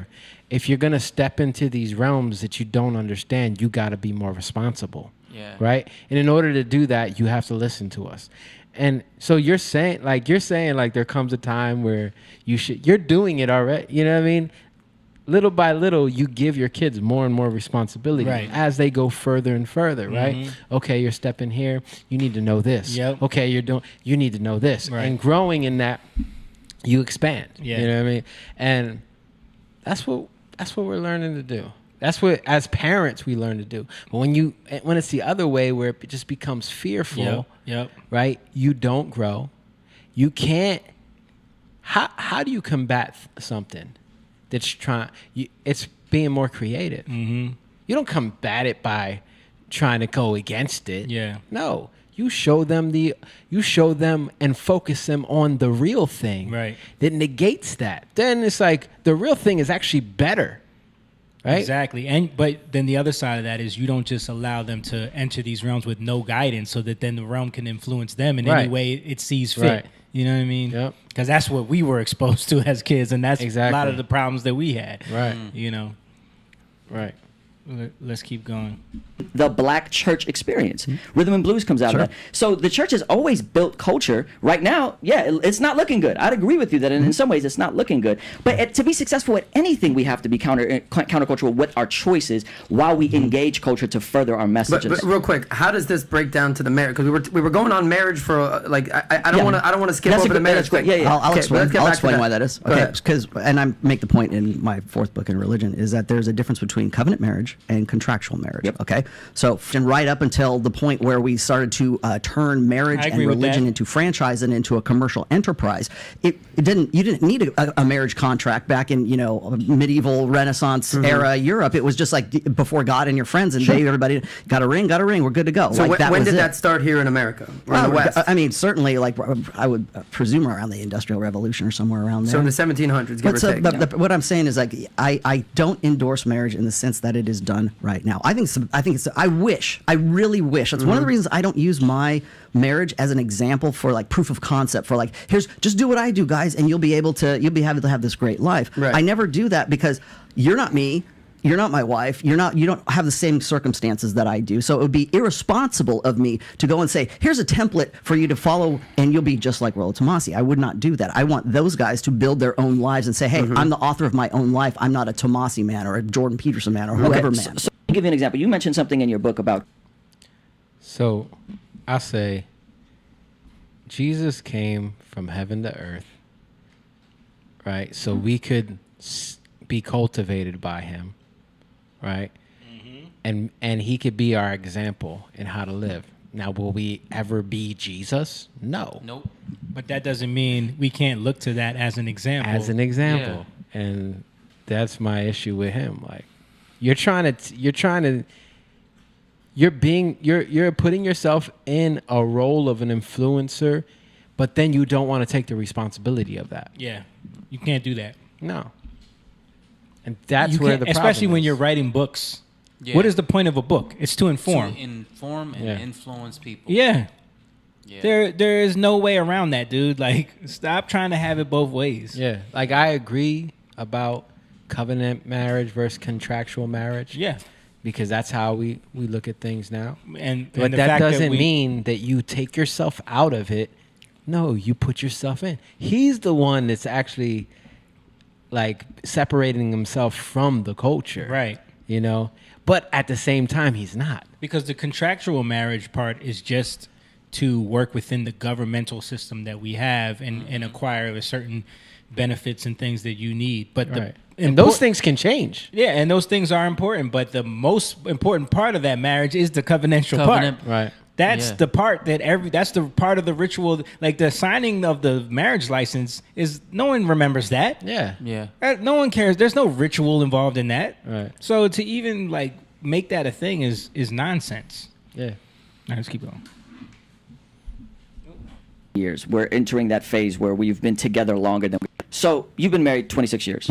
Praise God. That's amazing. I've been married 14 years. We're entering that phase where we've been together longer than we've been apart. 26? 26, 14, together 18. Wow. Okay. So that's amazing, right? Guys, I made it almost a couple years, bro. So respect to you guys, okay? You believe in objective truth. I'm assuming you're unsure about objective morality. You say morality is social. I think certain aspects of morality make sense, and certain aspects do not make sense, or they seem contrived at least. That's fair. Okay. There's certain things that we accept as moral that may not always be moral. That's fair. We can get into the pro-choice side of things. That's fair, right? Because that's women's choice is moral. Sure. But why not preach what you practice? Why, like as a man, I would want to know what you did to get to 26 years of marriage. You say you have the ideal marriage. It's a very interesting language to describe that, ideal marriage. You have a daughter. Why would you not give us some game on that? Because the way that we do marriage now, like, and people ask me all this time, they say, Rollo, if you weren't married, would you get married now? I would say absolutely not. If God forbid I found myself a widower or whatever, tomorrow, I would not get married in this present state. I'm not saying the institution, the idea of marriage is a bad idea. Yeah. You probably read this as well. We are better together than we are apart. We are innate, evolved, natural complements to one another. It's not good for a man to be alone. But very specifically, why would you not get married today? Because the way that we do it now, and this is exactly goes back to your point. What? No, I'm just saying, like, if he's in something good, why wouldn't he get married? He's trying to argue that that isn't possible now, because it was possible 26 years ago when he got married with the circumstances of him and his wife, but now, because of postmodern feminism and modern women ideas and the way they grew up thinking, it's not a good it's and I've heard a lot of red pill guys say this, that it's just not a good smart business move for men to get married. Right. Where everybody goes, well, alimony this, and I'll lose half my stuff, and I think, by the way, I think that's kind of like a specious argument from guys who don't want to get married. Really, who don't even make enough money to pay alimony to worry about. But they also have to pay child support. They also get into child bad support situations. has nothing to do with being married. You could have a one night stand with a baby mama and pay child support. I understand, but when we talk about like prenups, the prenup saved me. Yeah, did you have any kids? No. But if you had kids, you would still be paying a form of child support and a form of alimony that goes up. And again, I can get into the divorce machine. There's lots of like. Well, Do you really mon- think that much monetary- has changed in 26 years in terms of the legalities of things? Because I don't think much has changed. No, they haven't. No, they haven't. But I would So say. did you that make a certainly bad decision the 26 years ago? No, not at all. But the thing is this: is that it is The culture has changed. The culture has most That's definitely fair. changed. Throw this out again. I always ask this: what benefit is there for a man inside of marriage that he can't get outside of marriage? You're not married. Like you, right now, it's like you looking and trying to find some guy or someone right now, some girl. woman, not guy. Sorry, Throw that out there. Sorry. Look for women. Come to church. Come to You're church, trying to Sauce. I find got you. someone. You're trying to find someone. It's like you're going to have, especially at your value, who you are right now. You're in a position of sexual selectivity that most men are never going to be able to enjoy in their lifetime. So you're like, okay, I want to have kids. I want to find somebody that I can settle down with. Yeah.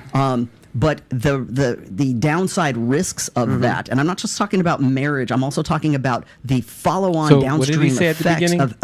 He said about benefit. It Yeah. won't benefit him, right? He said, "What are the benefits of getting married that you can't get outside of marriage?" Right. Yeah. So he's basically saying it's not going to benefit you. Yeah. See how it becomes selfish? Mhm. Like it's all about looking at it in terms of Right. how it's going to affect me. Right. And that's where the problem is. Right, but how does it affect your kids if you have kids with someone that you're not married to? You know what I mean? Well, then they'll never have kids. I mean, what do you mean? Are they going to have kids? He's saying that you can do all the things that you could do in marriage outside of marriage. You can meet Okay. someone, have kids with them. You know what I mean? Yeah. But again, we already know statistically how that affects children. Right. You know what I mean? Of making a bad choice, right? You've heard this before. I'm sure I forget. I think it was maybe it was Warren Buffett who said, the most important decision you can make in your life is like who you're going to marry. You're going to pair yourself talks about with, that all the time. right? So it's not just about you and the woman. It's about the families you created, the families that come together on either side, and your grandchildren and your friends and your dogs and everything else. That's sort of that downstream effect. It hinges on one thing. Intersexual dynamics. It hinges on being able to come together and having that knowledgeable database. I'm not against marriage. I'm against marriage in the sense that it's like, didn't know it was coming, didn't know the risks, didn't know this, didn't know all the downstream effects that could come from it, because you have this romantic ideal in your head that, oh, she's the one. And most guys live in a state of sexual scarcity. So the first girl that gets off with him, suddenly she's the one, ordained from God to be his wife forever. Now this is where final thoughts. I just gotta say, I kind of agree with what he's saying right there. Yeah. Because and it's not just for guys; it's women too. Right. Yeah. Women too. Like we live in a society now where there's dating culture, and the first guy that gives you the feels, or the first woman that gives you the feels, is my forever person. And when that doesn't work out, you're damaged in such a way where it just becomes irreparable, because now you're mentally connected to that person forever, spiritually, and now you're trying to carry that into other relationships, and then maybe you do get married to someone else, but you're still connected to that. It just creates all of these dynamics. But even before you got there, it's the rom-coms. Yeah. It's the programming. It's cultural programming. It's Disney princesses. Right. It's everything. And so what he's saying, but my issue with him again is that he takes it there, and then it's like, so there's no hope, and it's Right. like, no, there's hope in Jesus. It's not only that, there's hope in, all right, so what am I going to teach my daughters? But that's my point. You know what I mean? Like, you have to cultivate. Right. You Right? have to teach them what to look for, why it's not important to care about certain things and to Right. prioritize other And that's things. what I mean by there's hope in Jesus. Yeah. Because it sounds like, even me saying that sounds so like, oh, magic. Yeah. But what I'm saying, Yeah, like, connect that. to break Connect that that, down yeah. means he's the ultimate cultivator. Right. He's the ultimate husbandman. Yeah. Right. So what I'm saying is that he's our example. Right. And as we have hope in him, we get the understanding, the knowledge, the revelation, right? The wisdom to be able to discern, and bring that into our own lives. Yeah. That comes with us dealing with the ground. Yeah. It's funny because when Adam and Eve fell, God said, curses the ground for your sake. Yeah. Why? So you had to learn how to work that ground and cultivate it Yeah. to produce what you needed to produce. Now, I also, again, there's something to be said about these cultures that, like, when you look at, like, the very traditional Hasidic Jews, or like these Orthodox, or like just a lot of these cultures where a lot of the picking comes from the elders. Mm-hmm. And a lot of it comes from the same community where they know these families, they know how they're raised, they know what their ideology is, they know what their they've cultivated in this person, and they know that this is going to be a good match. Right. There's something to be said about that, because even when you think about it, even like you're saying, Adam and Eve, God created that for him. He Yeah. picked that was the first one. He said, "This is yours." He didn't go dating. He didn't go around say, "Yeah, find one amongst these." You know what I mean? He Right. said, "This He is took it yours." out of him, He said, so, "Yeah." He said, came "This is out of him. right." He said, "This is yours, though." Right, He right. he said, "I'm going to make this for you." Right. You know, so there is something to be said about the fact that we've totally gotten off base with that. We've totally just sent our kids out into the wild, wild west of like, it's all about feeling. Date and find someone that makes you feel a certain way, Yeah, and it's you're feeling, excited dude. about. Yeah. Yeah, and Look- and then you're in the middle of chaos. Yeah. And I will say, like, people like Moan, you're about to get divorced, but does that make you lose hope on marriage? Nope. But it makes you learn. Yeah. Right. And so now, like, going through this process, you've opened your eyes up, and you realize, like, it's a humbling experience, Yep. right? Right. Okay, what did I do wrong? Yeah. Like, if you What did I could, miss? you could just Yeah. be like, especially in your situation, Yeah. you know, you could just Yeah. blame, Yeah, right. blame it Right. all, Be a you know? victim and Yeah. also blame all women and be one Yeah. of these dudes. Yep. It's like, Right. "Psh, I ain't getting married. I'm gonna go out here and do my thing. You know what I mean? Right. What's the point? You know? Right. Yeah. But having that background, having a community, having an environment that you have cultivated, Yeah. because you got to do the work, Yes. right? Yeah. Has caused you to look at things and even challenged us, like as your friends, right? As Yep. your brothers, Yep. like challenged us to see where we dropped the ball. Yep. I know for me, that's Yeah, what absolutely. I saw. So like it's a communal thing, and that's what's so amazing about Yep. it. And that's what grows love. That's Exactly. what grows cultivation. So Yeah, I agree. And so when you look at he's making some points, and what he's saying is true, but then the end result is then hopelessness. Yeah. You know what I mean? Right. So then do whatever you want. Right. And And then that's it's like, just all right. Like, Yeah, what- do what are we whatever you talking want. about? all that does is continue to lead us down this road of chaos. Right. Yep. And that's why everything dies. And going back to Andrew Tate, like, yeah, the problem is the difference between every other religion is you got a devil that's trying to kill the Christian life, kill the life that comes when you're born again. You're born from above. He's Right. trying to kill that life. He don't want you to produce that Nope. life, because that's the life that's going to destroy his kingdom. It's going to take Yeah. away. Like I had this revelation today. Like when you actually live the way you live, what Jesus says, like he says that if you follow me, you're going to be persecuted. People are going to come after you, right? Yep. He says, for my sake. Or he says, because of me. Why? Because he was, in John 1, it says that, and the life that was in him is the light of men. So whenever you live in that life, you actually expose when people are living in a different way. Yeah. Right? And when you come there, it's the bottom line is people are going to come at you. Why? Because you're taking away from their like you. It's about what do people always say? You're taking away from our pockets. You're taking away from right, our, you know. Right, you're cutting in my pockets. Cutting in my pockets. Yeah. You're whatever. You're getting in the way of what they want to do. Yeah. Because that's their focus, right? And when you do that, that's when people try to kill you, put you in jail, right? Try to attack your family, whatever. So these things can be scary. But if you look at Jesus, every time they tried to kill him, he got away until it was the right time. Yeah. Right. And we all die eventually. Right. There's always a time. So my point is that there's no fear in God if you trust him, because at the right time, if you trust him, that's when you'll go. Now, if you get too bold and you think you're too great, right, it's gonna be an earlier time. That time might come before right? you realize it. Because you got too much zeal, Yeah. you got too much. That's pride. Yeah. You know. And then it comes before. Like that kind of happened to John the Baptist. Yeah. You know. Yep. He was challenging where maybe you shouldn't Yeah. be going there. Right. You know, and stepping out, and maybe he died a little earlier than he should have. Yeah. You know? I agree, man.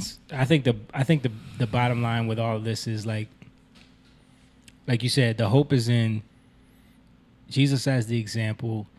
The fact that we have a belief system that causes us to continue in hope, build the community that cultivates a culture where everything they're talking about, everything that he's talking about, all the statistics, all the things, doesn't affect us. Yeah.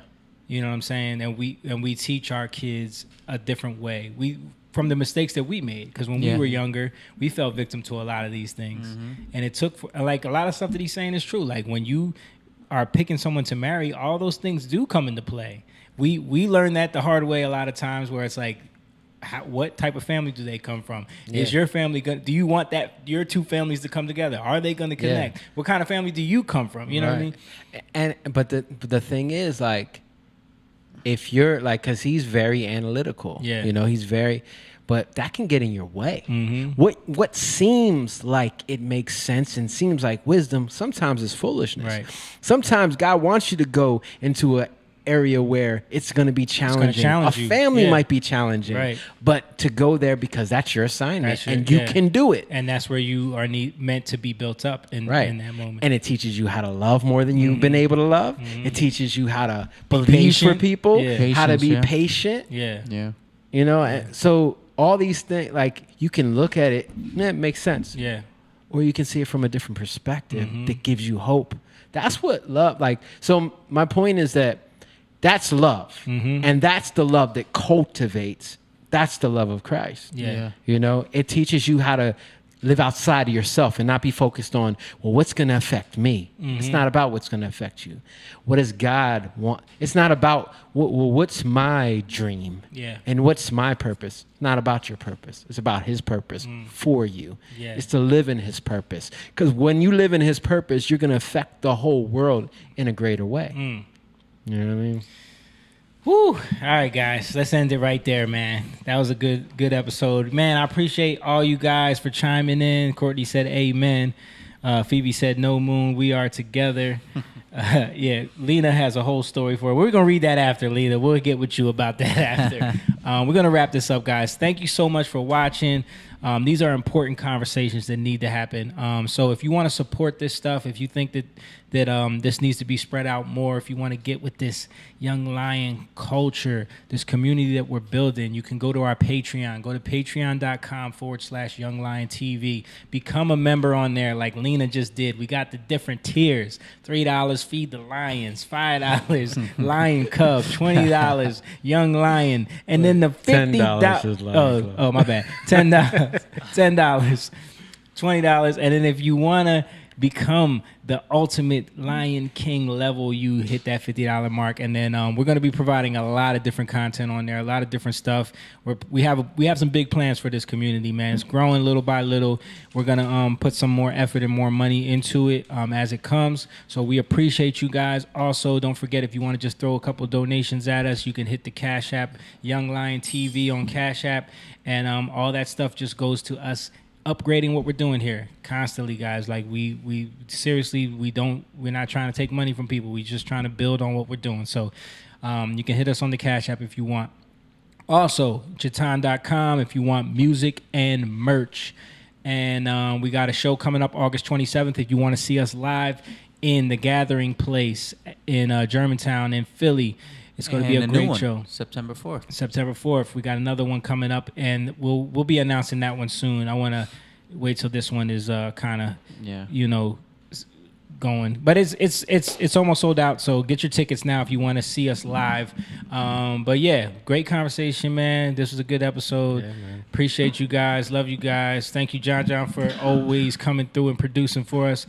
Hopefully we will be in the new location next week. I'm hoping, God willing. But that quick? Yeah, man. Other than that, peace. We love you guys. We're out. Young Lion, go live, yeah. Young Lion, you rich, yeah. This kingdom has room, yeah. Go and fight people.